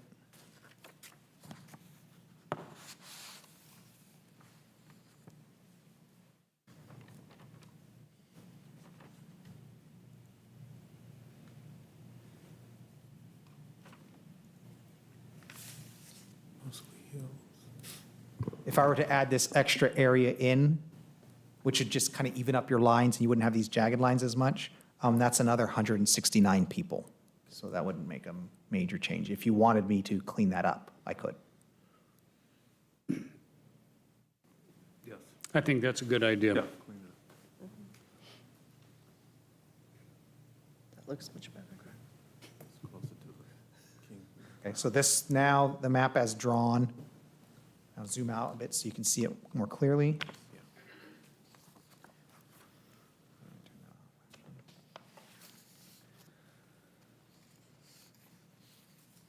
So you can see the 4th district, we moved up to 14th Street, not 15th Street, 14th Street. The 2nd district includes the area of Mount Baldy and comes around, keeps Fontana whole. It also includes a part of the forest area above Rancho Cucamonga, which Judge King had asked about. The 5th district comes over, takes Rialto, Bloomington, up through basically the entire city of San Bernardino, and grabs all of that, including some of the little foothill areas around the mountain, close to the mountain, up there by Crestline. And then it splits Colton at the 215. The 3rd district then comes over and takes the rest of the forest area, all the way through Crestline, Lake Arrowhead, Big Bear, down into Redlands and Grand Terrace, and out through all the way to Big River and Needles. And it comes up and includes the area of Barstow. The 1st district would then take the rest of the Victor Valley, including Wrightwood, and move over the top out to the state line and the northern county border.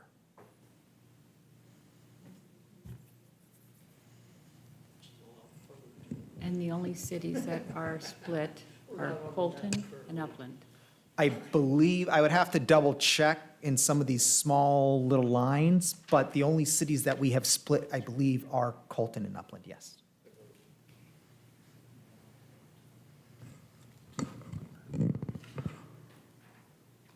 So I would support this map in the fact that I think it's a good second choice.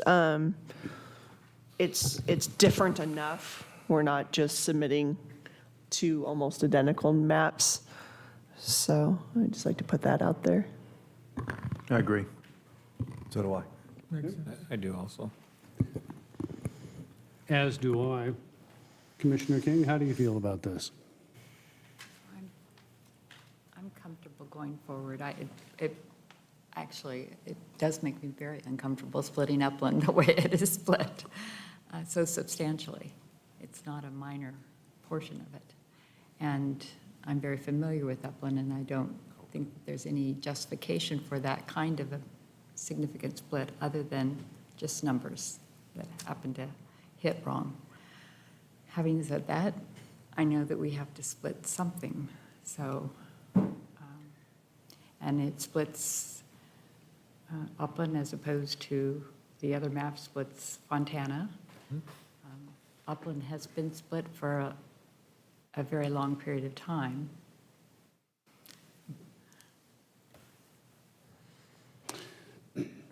Well, I'm not necessarily thrilled with having Upland split either, since I'm a resident, but all things being equal, as I said early on this evening, geography is not always our friend. And this is where we are. Dr. Shannon, how do you feel about this map? It's good to have a difference, not so similar maps. I would support this direction. So that it's not so similar to the other, Yep. the one I developed earlier. Would it be fair then to perhaps ask for a motion directing the consultants to clean up this map to the extent that is necessary, much as we directed you with regard to the previous Judge King map? I'll be glad to make that motion, and I would move that the commission go ahead and direct our consultants to clean up this map and bring it back to us with the understanding that we are all tentatively in agreement with it, but we need to see the final result before actually approving it. I'll second that motion. Okay, we have a motion by me and a second. All in favor, say aye. Aye. Any opposed? Excuse me, prior to taking a vote, if we could please take public comment? Madam Secretary, as always, you keep me on the straight and narrow, Thank and we you. will do that. Thank you. Thank you. And I do have public comment, and I think now is the time. I have Ms. Tony Holly, or Holly?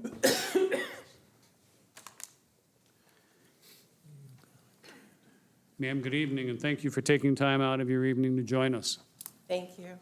I live in Chino. I'm a resident of the 4th District, and I came here to support the Public Submission 1. I did like the fact that the 4th District was basically the same, but I do support the changes that were made. So I think the fact that Fontana's whole, even though Upland, yes, is still split, I think that the overall changes that were made to the submission 1 were fine. So I do support the changes, and I support the Public Submission 1. Ma'am, thank you so much for sharing those comments with us. And we have a second individual, Mr. Roman Nava. Mr. Nava, good evening, and thank you for joining us tonight. Good evening, Judge, members of the commission, Dr. Shannon, good to see you again. Same, David, thank you. as always. I am Roman Nava, 20-year resident of Chino Hills, as well as in my prior life, I was senior aide and district director to retired County Supervisor Gary Ovitt, 4th District. And so 10 years ago, we were in the same situation, trying to figure out how to, especially because we are in our own little corner of the world, and as Mr. Valdez has indicated, the fact is, it's like a waterbed. You're moving water from one corner of the bed to the other. But I'm here tonight to support public submission number 1. I think you did a wonderful job of showing the fact that is 10 years ago, we were looking at even possibly splitting Fontana into 3 districts, which we thought was totally unfair to that community. So that's why we went north into Upland.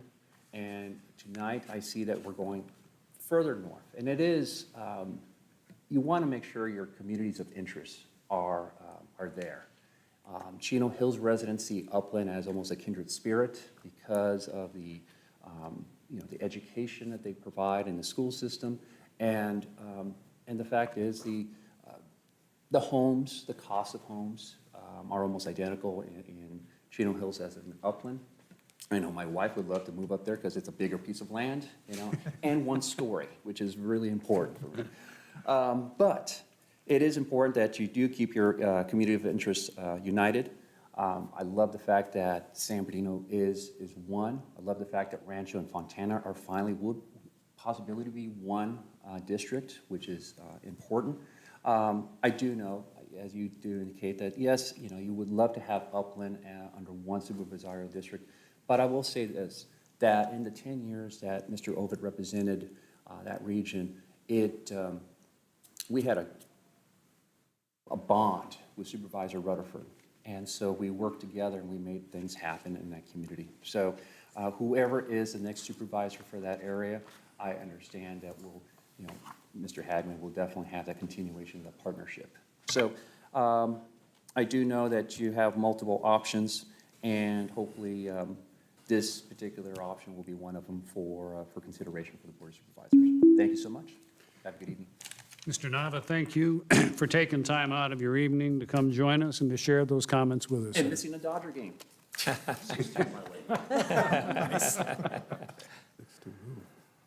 All right. I was asked earlier if it would be a convenient time to perhaps take a short break. If we can now take a vote for this item, now that we've taken public comment, please. We will take a short break after we take a vote. And I think I had made a motion, and I think the motion was seconded by Commissioner Basley. And that being said, all in favor of the motion, say aye. Aye. Any opposed? Hearing none, the motion carries. Ladies and gentlemen, it's about 20 minutes till. I know some of us at least want to check our ESPN and see how the game is going. So we're going to go ahead and take a quick 10-minute recess, and we will be back at 10 minutes till the hour. Thank you all for your patience this evening.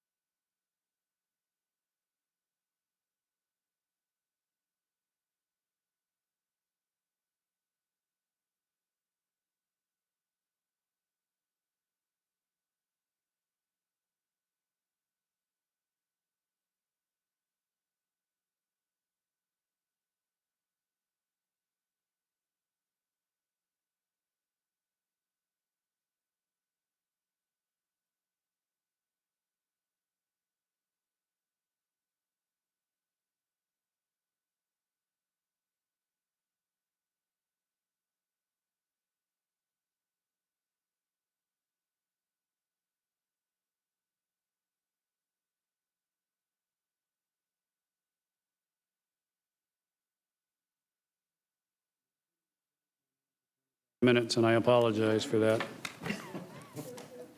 Entirely my fault.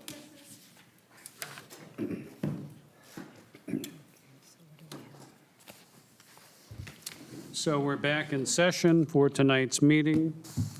We had finished agenda item number 5. I note, looking at the agenda, a couple of things. We had tabled item number 4 so that we could take public submission number 1. And we have that still to address in some fashion. And then we also have agenda item number 6, which is public submission number 2 for review and possible modification. I'd like to hear from my colleagues whether they would prefer to take public submission number 2 and continue to table agenda item number 4, or perhaps put it over to a later meeting. Commissioner Naquin?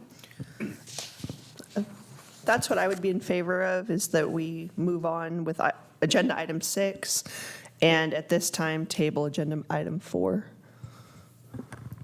I concur. Okay. Concur. Okay. Hearing no strenuous objections to that, we will go ahead and continue to have agenda item number 4 tabled. So, Mr. Rexroad, Mr. Valdez, let's turn to agenda item number 6, which is the partial draft map for public submission 2. I think this only covers one district, if I recall correctly. Well, yes, sir. Two There's districts.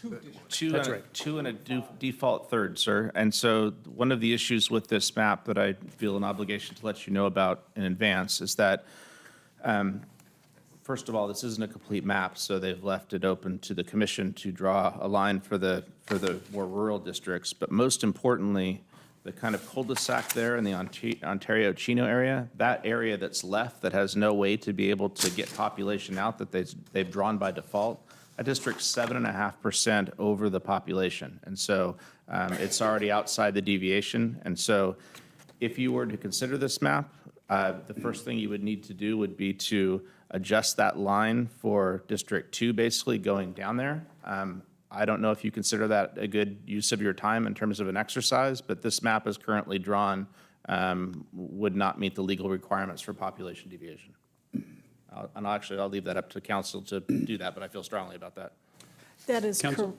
that is correct at this point in time with the overpopulation of 5 and 2, and by default, what would be, we could call District 4.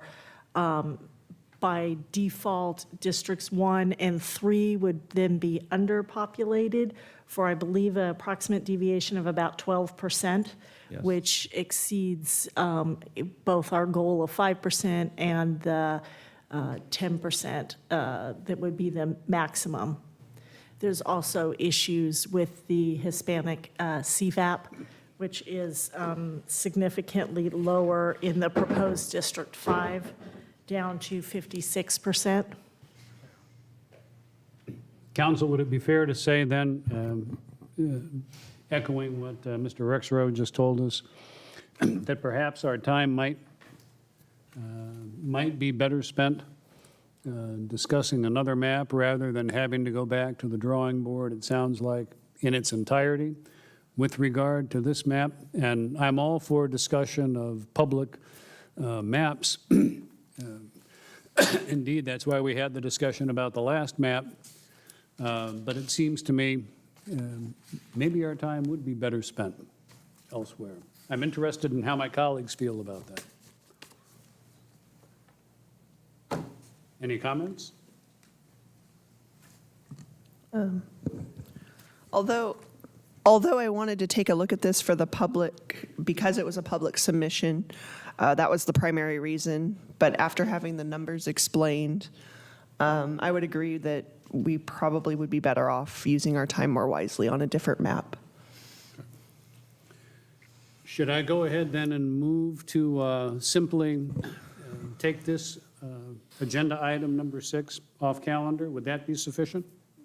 Yes, you can make that motion and proceed with the second and vote, although, is there any public comment? Do not have any public comment for this item. Council, thank you for asking. Madam Secretary, before she chewed me out for not Never not chew out. asking about any public comment. Gently I'm- advised. I am grateful for that. All right, I'll go ahead then and make the motion that we take agenda item number 6 off calendar for the reasons that have been explained, that this is too far out of the requirements for us to spend our time constructively discussing. I will move then that we take it off calendar. Do I have a second for that motion? I second it. We have a second from Judge King. All in favor, say aye. Aye. Any opposed? Hearing none. Agenda item number 6 is now off calendar. Perhaps we can return, gentlemen, to agenda item number 4, which we had previously tabled, so as to discuss number 5. Mr. Rexroad, Mr. Valdez?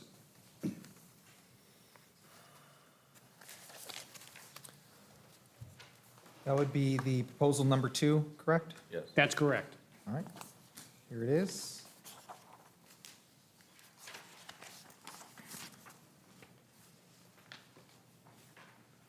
You have the numbers on it, correct? Yeah, so this district, the total population deviation is about 8.5 in total. And Faye, maybe you can describe the overall district, but we had described this briefly before, which is basically District 3 kind of wraps all the way around into Redlands. The Victor Valley's together, but includes the mountain communities. District 5 is similar, and District 4 meet the CVAP requirements. And then District 2 is there in the Rancho Cucamonga area as Yeah, well. District 2 would, so the idea is, on this map, the 4th district endeavors not to split Fontana, but instead grab the unincorporated community, which is the Raceway area, I believe, in the 4th district. The 2nd district keeps Upland and Rancho Cucamonga whole. It does lose a portion of Fontana to the 5th district, this area just on the western side of Bloomington, right here. Then the 3rd district comes from Loma Linda and Highland, and I think a little bit of San Bernardino, all the way around, like he said, up through the desert area, through the top of the county. And then the 1st district would be the Victor Valley and the mountain communities. Did I understand correctly, this map proposal would keep the city of Upland in one district? Yes, sir. I had better glom onto that, considering what I did to Upland in the last discussion concerning the prior map. I think the issue on District 4 would be that they're 17,587 below. So the District 4 needs to, if it doesn't go north on Upland, then it, Rancho or Fontana is the direction it would have to go. And this one includes the unincorporated already of Fontana, right? So- Yes, it does include the unincorporated. So I'm not sure where we would grab 17,000.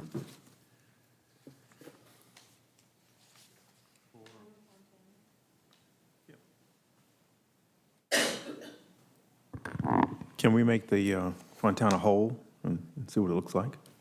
If I were to take this unincorporated area and put it into the 2nd district, you mean? No, where it meets Bloomington.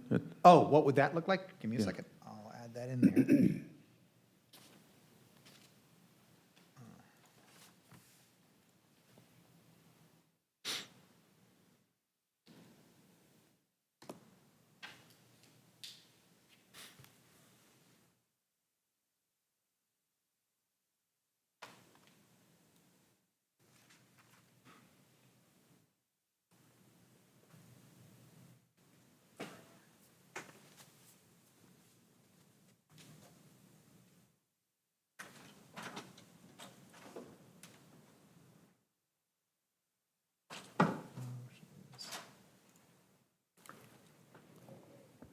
Okay, so if I make Fontana whole, the 2nd district would then be 30,770 people over, or 7% over. Okay.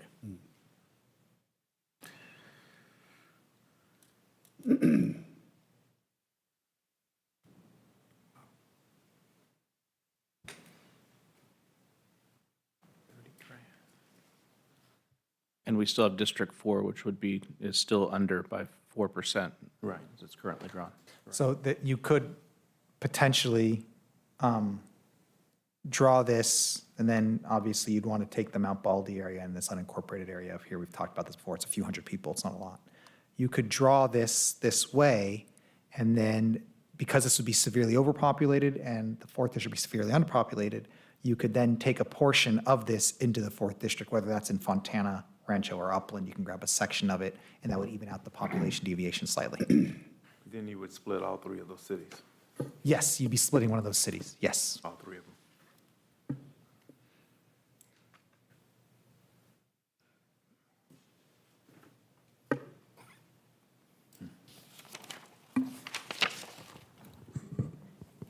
If we split Fontana at the 10, putting the south of the 10 freeway into 4th District, what would that?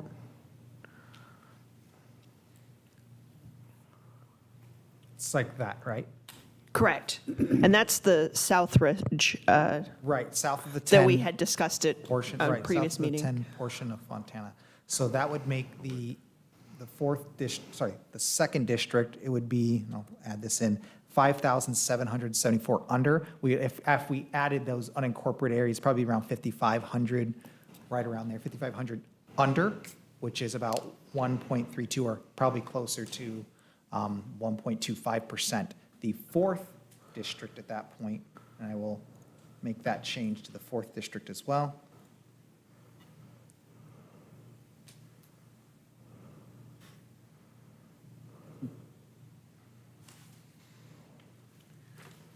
The fourth district would then be 10,516 people over, or 2.41%.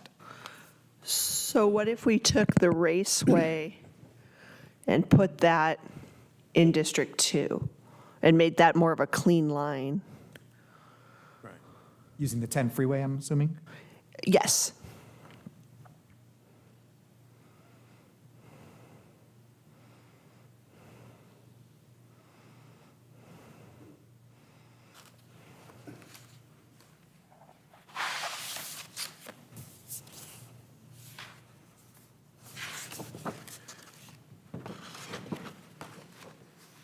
Okay, so using the 10 freeway, the changes up here you could see, the second district would then be 17,500 over, or 4%. The fourth district would be 12,800 under, or 3% under. The total deviation would be 7% between the two, just these two districts. And the fourth district CVAP would be, what, I think I have it on the top here. It would be 52%. So that's not going to work. Well, Mr. Bell? 52% is that's over 50%, it'd still be okay, CVAP-wise. It's just the total deviations are Right. far over the Right. goal of 5%. Mr. Valdez, could you put the prior adjustment on? Because I didn't get quite what those numbers were, but they look to me to be pretty good, as I recall. As we currently have it, you mean this line currently? Correct. Okay, yeah, as we currently have it, the fourth district in this map is currently 53.7 or 53.8% Hispanic CVAP, and is 2.41% over. And the second district is 1.32% under. And it splits Fontana at the 10 freeway. But And actually- Fontana's the only city there that's split, correct? Yes, and the way I've drawn it, actually, this portion of Fontana here is not in the fourth. If I were to add this last section of Fontana into the fourth, you can see this area here where it Right. meets towards Bloomington.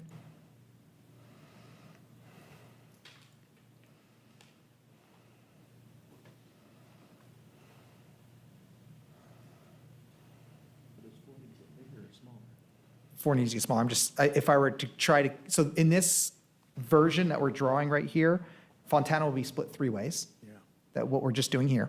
So if I were to make it so Fontana was only split two ways, and adding this section of Fontana into the fourth district, that would make the fourth district 4.72% over.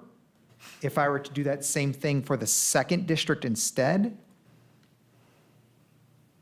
the second district would be 1% over. This area right here is about 4,200 people. So I could add it to the second district, and the second district would be 1% over.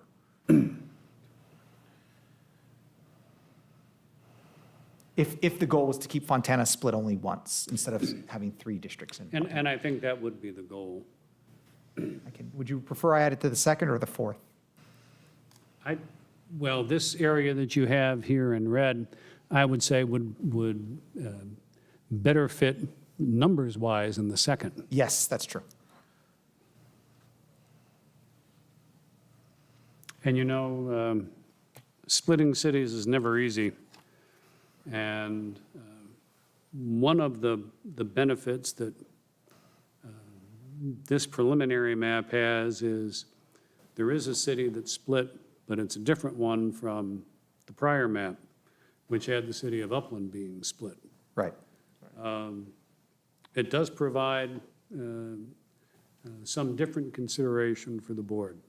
And again, I think having something that's a bit different for them to review and consider is always helpful. But those are my thoughts.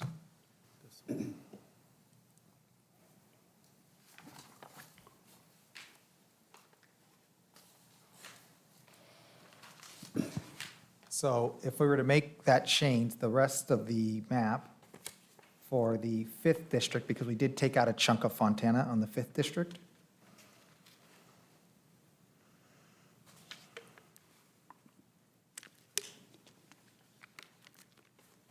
The deviation's still too high in the 4th district, though, right?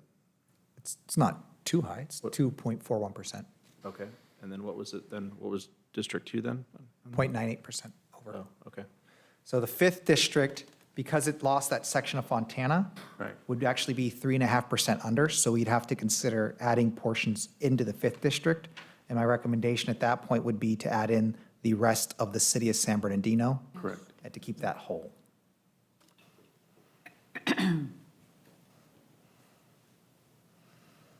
And then the unincorporated little sections that are within it, as well as the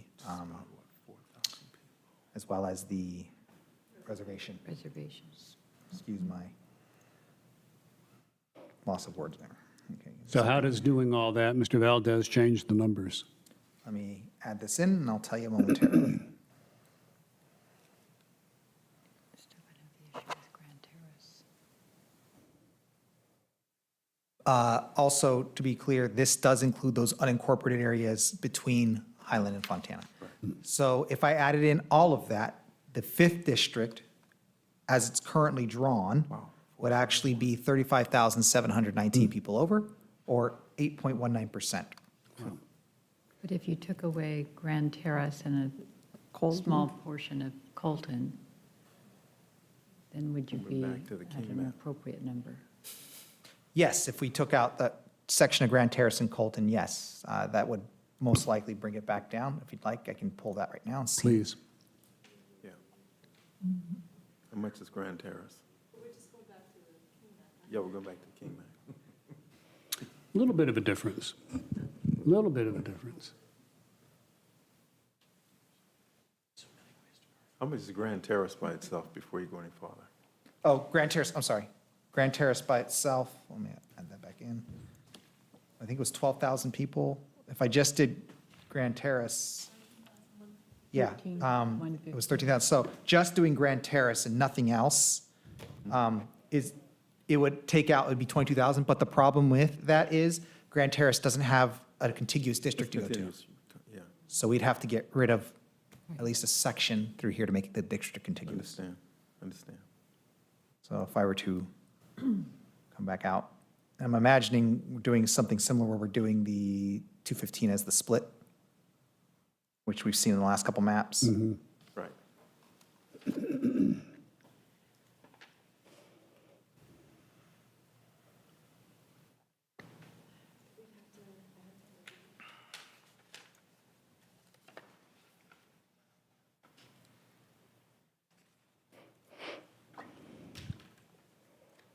So this district, it looks like the 5th district, making those changes, the 5th district would then be about 11,500, just a little under that, over, or 2.63% over population. At that point, if we have a 2.63% over, a 2.4% over, and a 1% over, our next 2 districts would be considerably under. So you'd have, your total deviations would be under for those next two districts.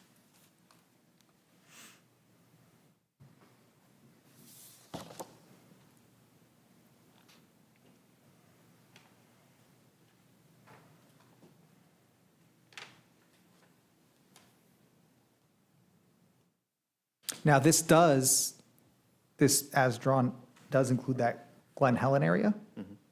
So that, I think what we said was about 9,000 people, roughly.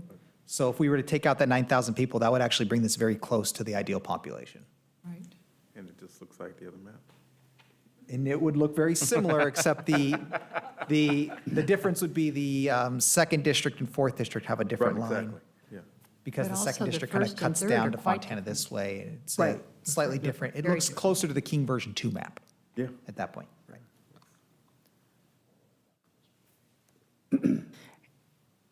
And for the record, compactness is one of the factors under the Fair Map Act, although it's one of the lower ranked factors. So just for clarity on the proposed District 2 has an less than compact shape, but if the commission would just discuss that the thought process behind that is to balance out the population and to prevent Fontana from being split into 3 different districts. I think that would be helpful. And to keep Upland in one district, as opposed to having Upland split. That's fine, just for the record, to explain why it's shaped the way it is. Thank And I you. think that would be part of my explanation. But thank you, council.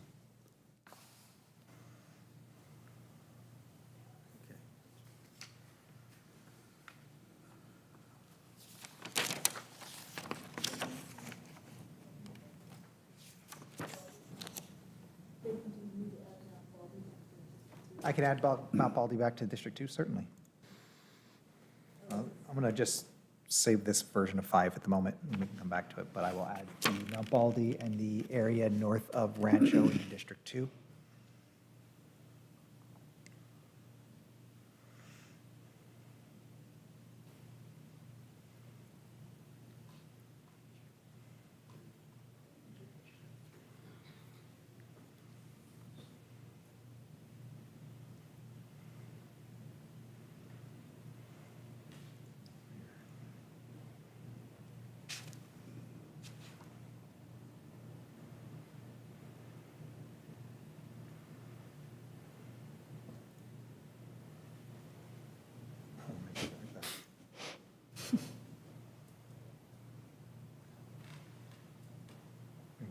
Zoom in here and just grab this.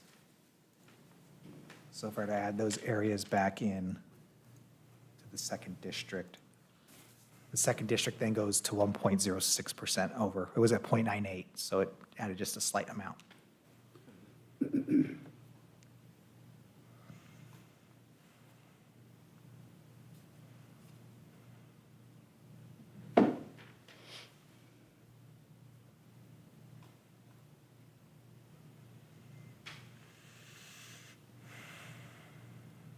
And by doing this, the way we have it drawn, the original lines that were drawn, the third district took a big chunk of San Bernardino.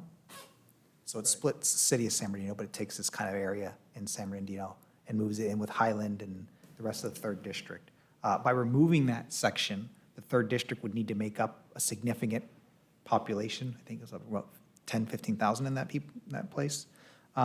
So the third district would have to grab that from somebody, somewhere, and the only place it could take would be the Forest or the Victor Valley. Because the way this is drawn, the first district is the Forest and Victor Valley together. Yeah, first. Or take more of Colton, Say that again, I'm sorry? or to take Take more more of Colton. Colton. The swap being San Bernardino for Colton or something of that nature.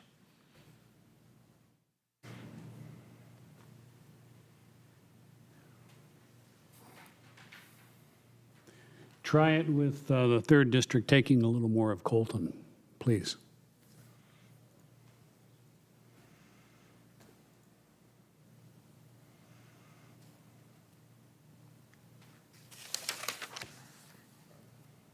I'm going to draw the third district first, and then add that section of Colton, so we can see what the change would be to District 5. Thank you. Okay.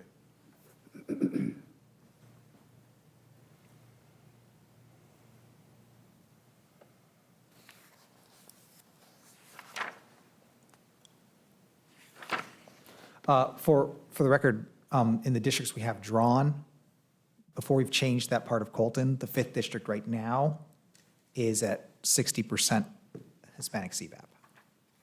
So that way, you know what that was.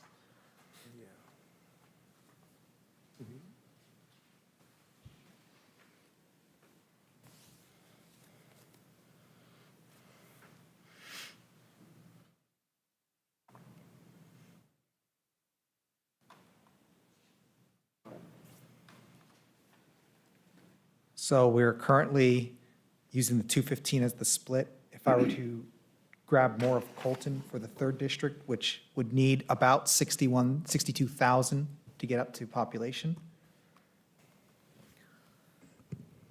There's a major street in Colton, and the name is escaping me at the moment. No, it's farther west, but it might be a good, clean. I'm going to grab these areas of What is Grand that Terrace street here. name? Let me grab these areas first and see what we need. We need about, Escaping me. grab these sections here. So once I add I drive it all in the that time. south of 215 portion and Grand Terrace, we're at 37,000 short for the 3rd district now. And so, I'm sorry, Commissioner, I cut you off. The section of Colton that you were saying to move the line to? We can't recall the street. No, it's, it would be west of Mount Vernon. It's like the next street over. La Cañada? No, farther over. Rancho? It's where all the tank farms are for the fuel. Pepper? No, that's too far. That's too far over. Rancho? I can offer, what might be helpful Pepper. is I can grab this, since it's such a Pepper. large number we need to grab. I'm sorry? Pepper, No. east of Pepper. Yes. East of Pepper. I apologize. Rancho, that's where Colton High School is. Right. It's just east of that. Is there a way to grab the streets? If I saw it, I would. Pennsylvania? It's a north-south. Yeah, north-south. Let's see. Riverside Avenue. Riverside Avenue in Colton? That's in Rialto. Is it in Rialto? That's the heart of Rialto. That's the major, It's Colton on one side. In Bloomington, it's that Four Corners. On Valley. This is Riverside Avenue here. side, This is Riverside Avenue here, right here. yeah, And that cuts through Rialto. right through There Rialto. is one little chunk of Colton down here. Right. At the This part of southernmost Colton. part, where the golf course is. This is where Colton Golf Course is. What if I were drawing this and trying to make the changes, because we have quite a bit to make up 37,000. And the 5th district is currently overpopulated only by 15,000, or sorry, 12,000. I would argue I wouldn't want to take much more than, 20,000 or so. And if I were to do that, I would probably start by concentrating on the area south of 10, using the 10 as a dividing line. Then Valley, south of Valley, So if I were to grab some areas here, let me, using Valley as your guideline. I'm going to save this first. You said south of Valley? Yeah, Valley is that main, yeah, Valley's north of the 10. Valley and then, It is north. Slover would be south of the 10. yeah, Slover south of the 10. I see Mission, I'm not seeing Valley. You would want to use Valley instead of the 10 freeway, correct? You can use Mission. Let's see what Mission looks like. Right there, because that Mission cuts through the,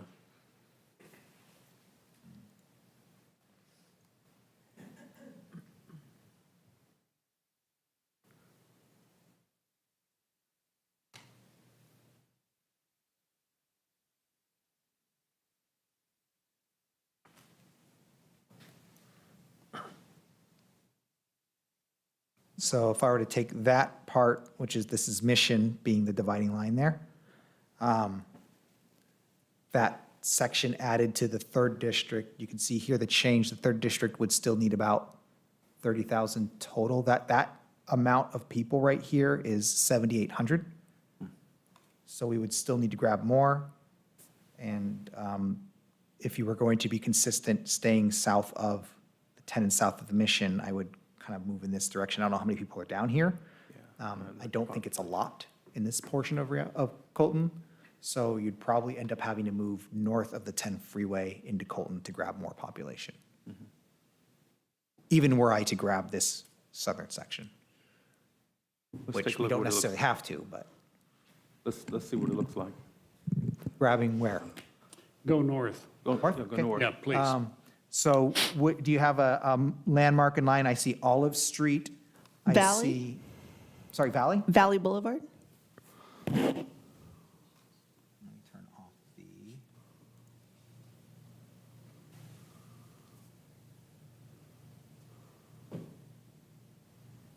Okay, there's E.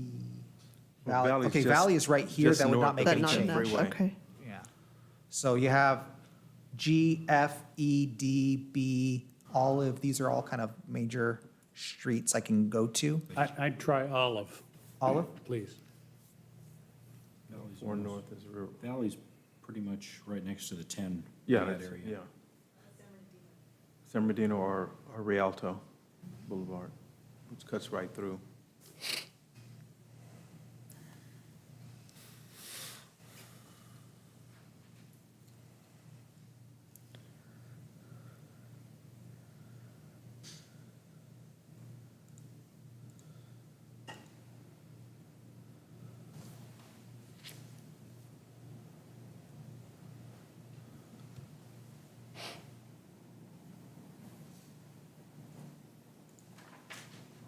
Okay, so that's basically taking it to Olive and making that change. The third district would then be, 22,000 under or 5% under, and the fifth district would be 1% under or 4,000 under. So I would still need to continue to take population in order What to about get the this south? lower, The southwest sector of Colton. south of the river, right? Oh, This area we what's talked o- about Yeah, down what's here. over there? You're gonna take the,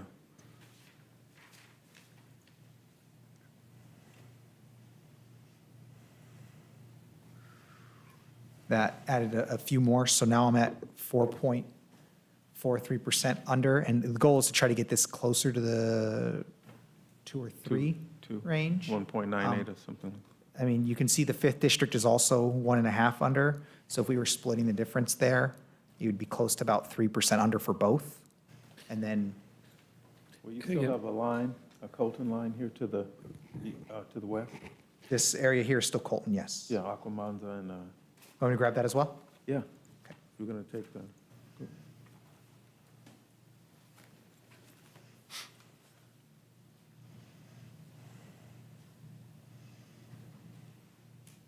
So at this point, now we're just missing kind of north of Olive in Colton. This little section here is, in the middle, is kind of the unincorporated area in Colton, Okay. in the center of it. We're still 19,000 off the total population goal. And I'm starting to look at, third district as a whole. We're continuing to kind of go west there on Colton, but when you look that it includes Big River, Needles, Searles Valley, all the way down to Silver Lake, if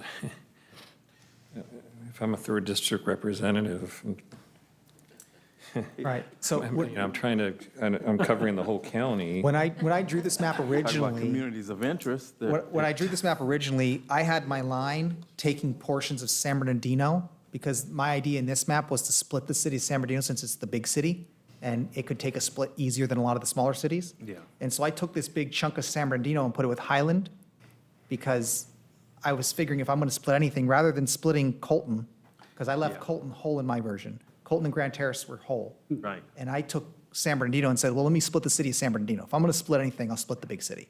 So that's the reason I had kept that in the 3rd district. Can you just go back then?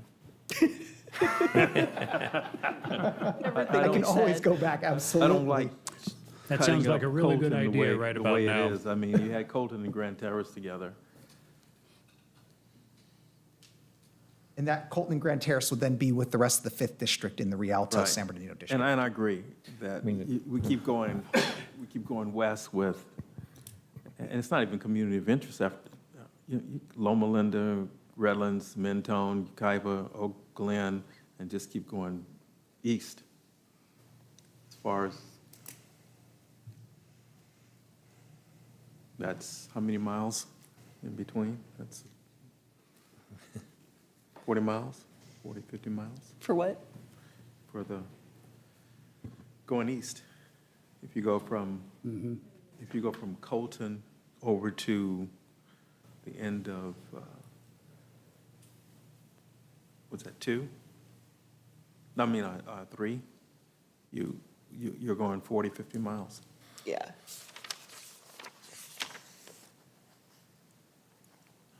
I'm just waiting for the system to update on the change.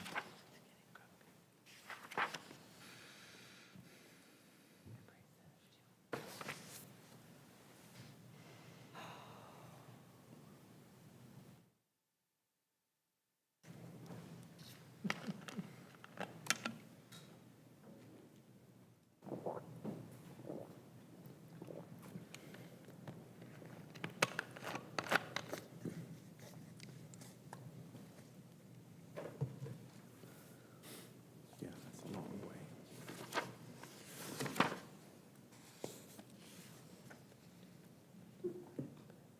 Okay, so if I were to add that portion back in, Yeah. then let me actually do this as well. Okay, so. if I were to add But you're that right, back we're just going to go back to 3rd district. the King Mac. We just keep working on the King Mac. Well, and, this is, kind of interesting. This 1st district is in the it has the mountain area, which is significantly different. But, that's, Leave it the way it is and let's,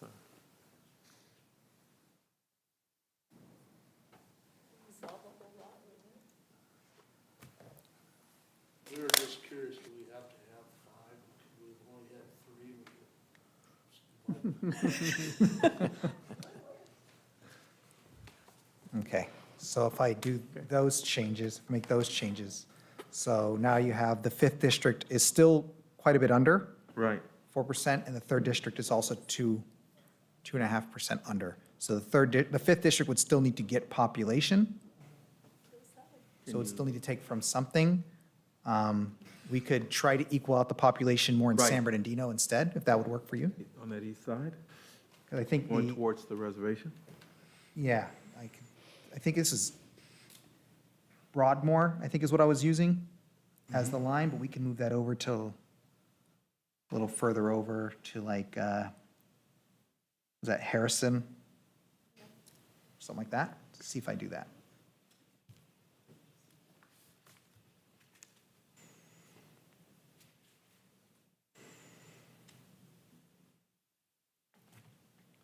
Okay, so that actually, it helps a little bit, maybe even a little too much.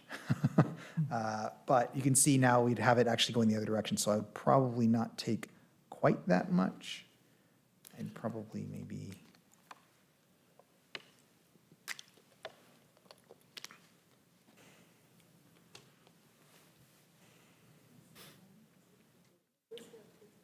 Yeah. Where?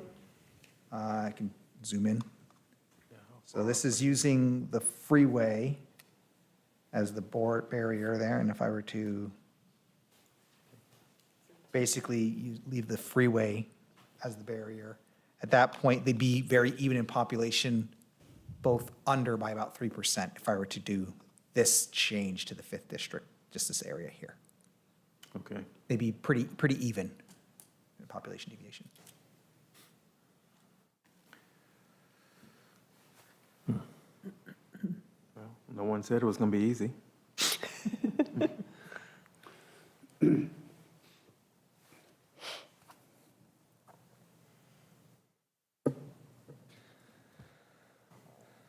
So now we can see the total deviation for 5 is 2.83 under. The total deviation for 3 is 3.19 under. Our current total deviation is sitting at about 5.7% total deviation, between 4 being 2.41 over and 3 being 3.19 under. So not quite the 5% we're looking for, but pretty close. Close, yeah, it's closer to 6%, but it's not, it's much further from 10% than Right. than from 5. All right. Which would leave the first district to be about 2.5% over.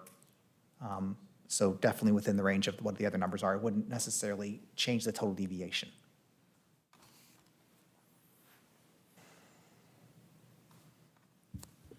Well, no map is going to be perfect, but in terms of offering an alternative for the board's consideration, I like this map. How many cities do we split? Fontana, Colton, and San Bernardino? No, just Fontana and San Bernardino. So Colton stays whole. Colton stays whole, as does Grand Terrace in this one. They stay with the San Bernardino district. So Colton and when I originally drew this, I think I mentioned before, I originally drew this as kind of a different take on what the supervisor districts would be based on communities. And my idea was to try to make San Bernardino and Colton and Grand Terrace as one community, being a more urban core community. And that's the reason I drew it that way, because the 5th district at that point, the 5th district would have 60.5% Latino CVAP, and the 4th district has 53.75% CVAP. So my goal in this is, I think when I actually started drawing this one, I believe I just started drawing with the 5th district and making that kind of a core district first. And then I moved out and drew the other ones. Well, this map keeps the mountain areas together, communities together. I think this is a good, different option than what we've seen. It looks much different in a lot of ways, but that might be a good thing. It's definitely a different option. We're only seeing 3 of the districts, it looks like. Let me zoom out for you. Can I ask for Fontana, just because I'm thinking back on the amount of people that were there? I know it's still split, but is it split differently than it was before? Yes. Okay. Then in the King map, you mean? No, this current map that we're on, Fontana's still split. Yes, it is, but it's split differently than was originally So proposed. it's not split down Sierra like it was? Yeah, Okay. correct. You can see Because here, I was just thinking back to that meeting, there was a lot of people there and, Yeah, that was a lot of people. correct, the right. proposal But here this was is a different split, okay. this was the split right here. A nicer split? Can we state, okay. You can see this is the split here, the Right. red line, and that is no longer, in fact, Okay. all of that area is now contiguous with the rest of the Fontana district in the north. The right, south thank part you. of Fontana is not. And I would have to make a couple of small adjustments to this map as well, if you wanted me to give you a full version. I would probably, the reality is, I would probably come clean up this little area up here again, because the 1st district has room to give away. I would probably also, in the 5th district, take a little bit up this direction, going kind of on the, I think that's the freeway corridor, in order to just get this slightly under the 283, because the 1st district does have room to spare, being at 373 over. So, if I were to do that.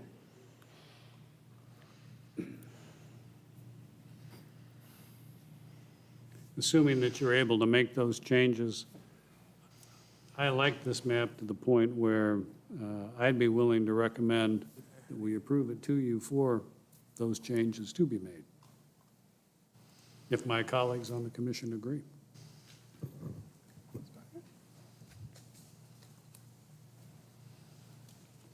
And I should ask, Madam Secretary, do we have any public comments on this before I go any further tonight? We do not, Your Honor. You're adding those to what? Change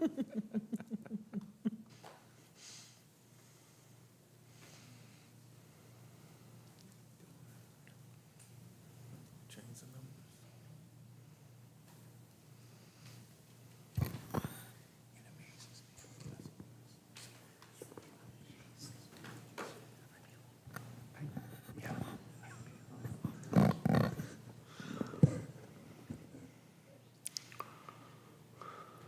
I would make changes similar to what I'm doing now, just to clean it up a bit. It's all forest.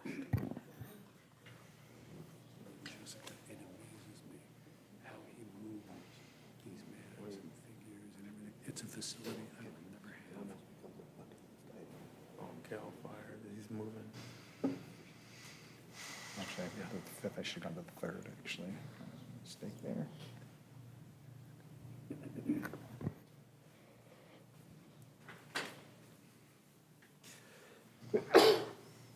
Bless you.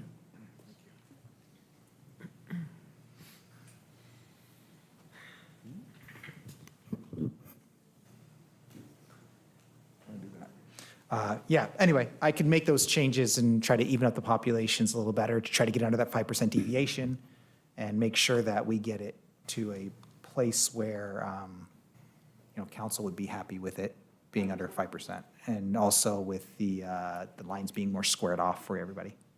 Okay. Well, my comment, this would not be one of my favorite maps, but again, because of the third district issue, I just think, I don't know how many field offices they're going to have spread out all over the county, logistically, how to represent all those people. But, to go along and if we can get a unanimous vote on another proposal and let the public and the board decide, I'm fine with that. Do any of the alternate commission members have any questions or comments from Mr. Valdez or Mr. Rexroad? It's the quietest I have seen the four of you all evening.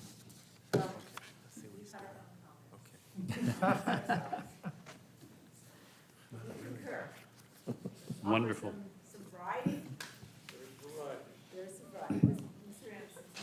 Let me, if I can, not to interrupt you, Ms. Aislett, but I'm going to.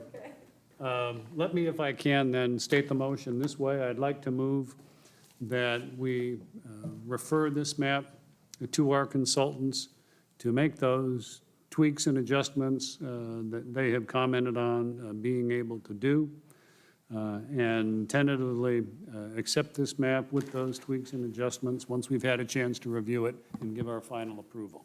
That would be my motion. Do I have a second for that motion? Second.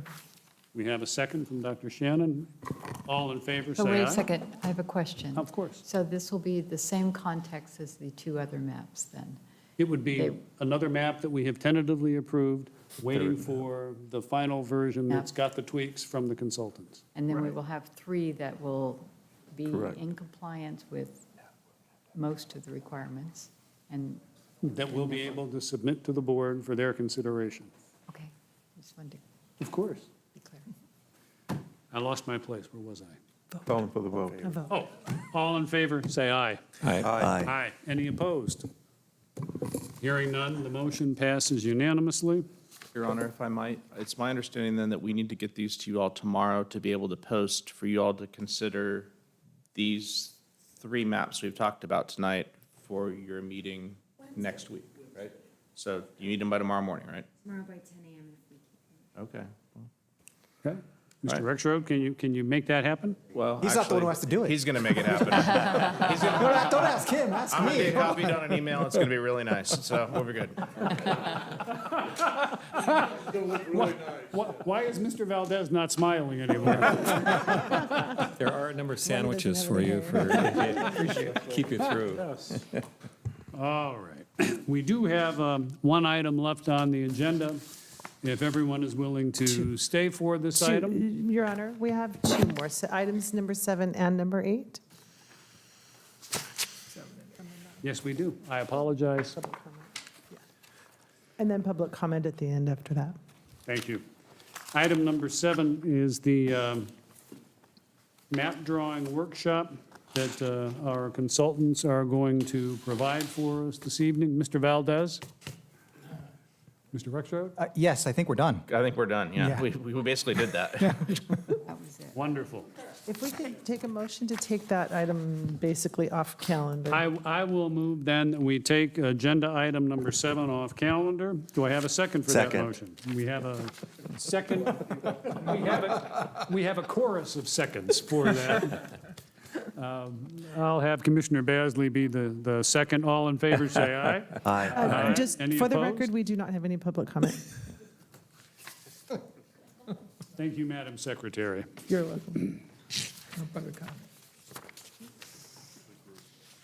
And item number 8 is for the commission to provide direction to redistricting insights about possible draft maps to be presented to us at any future meetings. I do have a comment on that. In preparation for a presentation that I gave to Inland Action earlier this week, I was reviewing some of the information the consultants have provided to us. And actually, these consultants provided a document that talked about that the public should receive information on the current districts with their new deviations under the 2020 census data, so the public can understand how much current maps would need to be adjusted. And then outside counsel actually provided us with maps and numbers of population currently and CVAP numbers. And interestingly enough, the deviation is around 4.8%. Again, those were numbers before the incarcerated population was adjusted.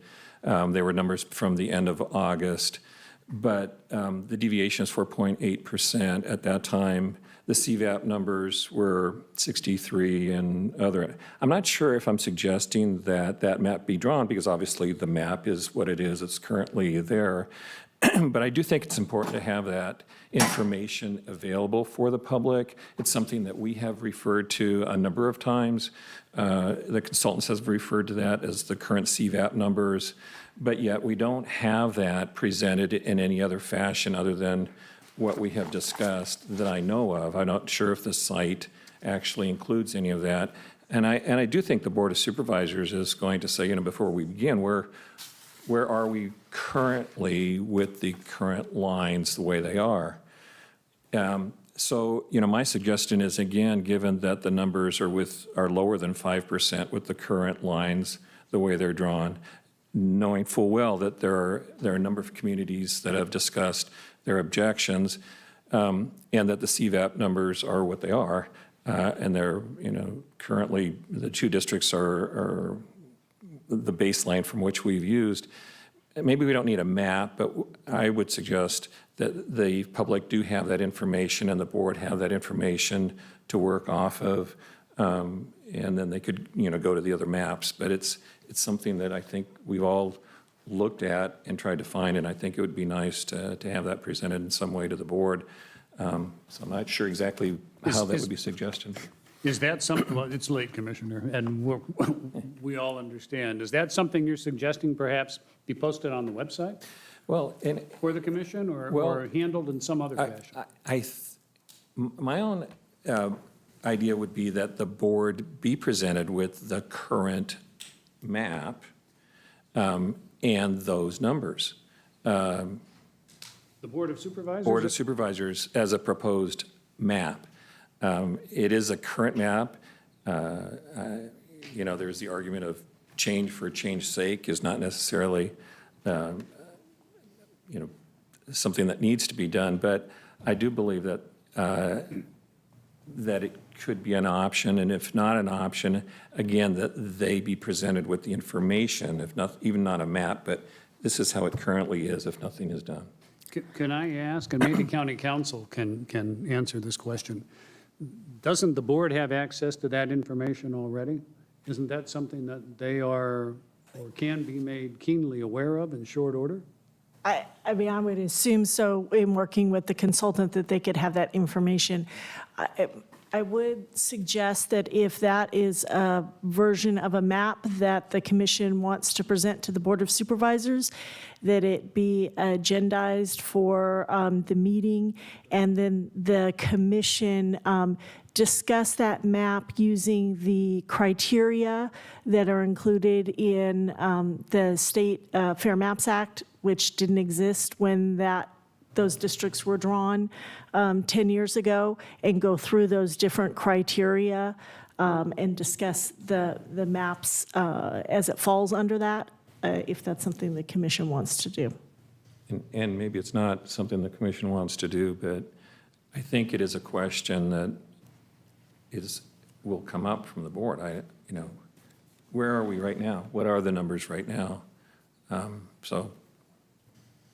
maybe I'll ask the consultants, is that something that's typically looked at by the decision makers?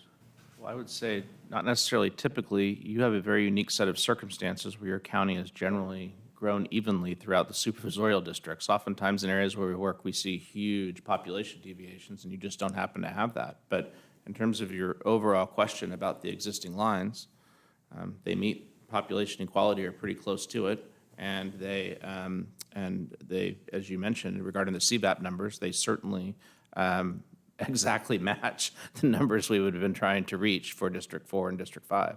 So it is something that you could consider.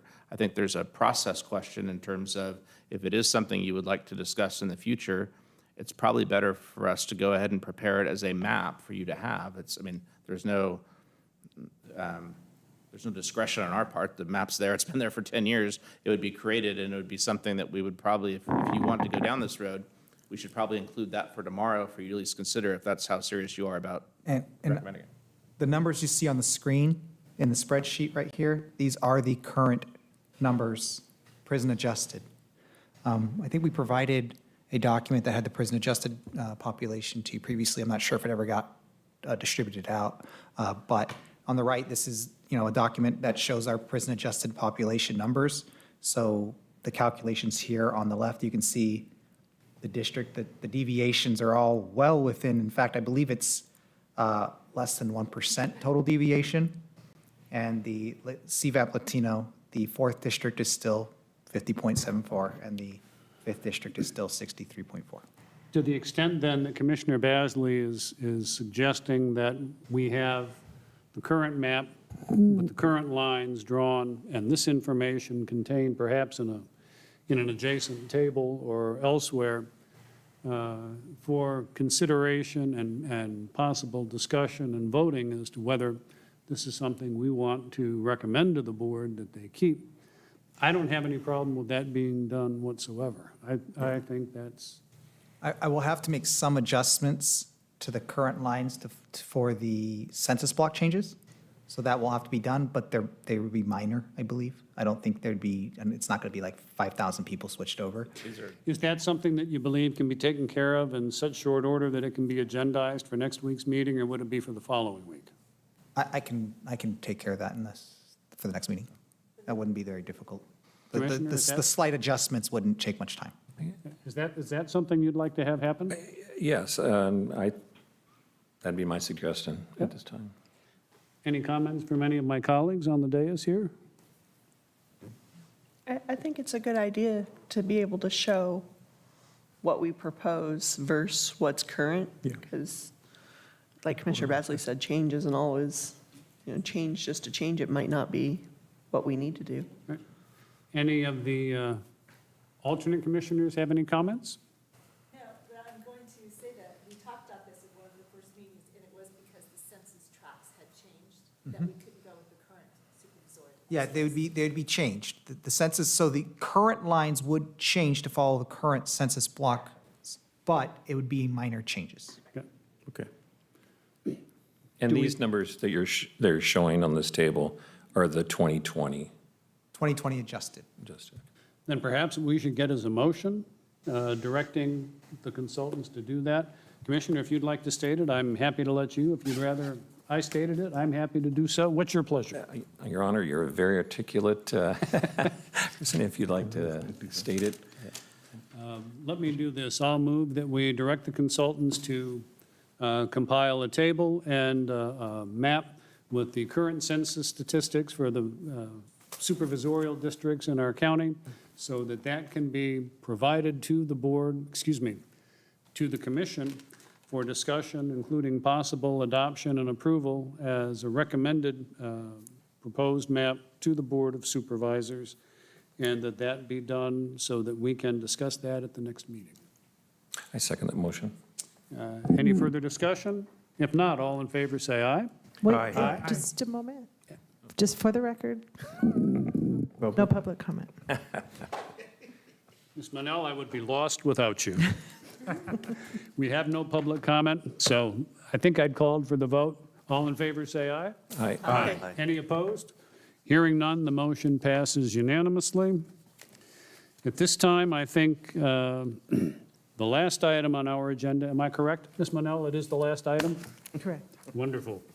The last item on our agenda is to call for any general public comments. Madam Secretary, do we have any general public comments? We do not, Judge. Let me thank all of you who have been with us for the entirety of the evening, for your patience and your indulgence.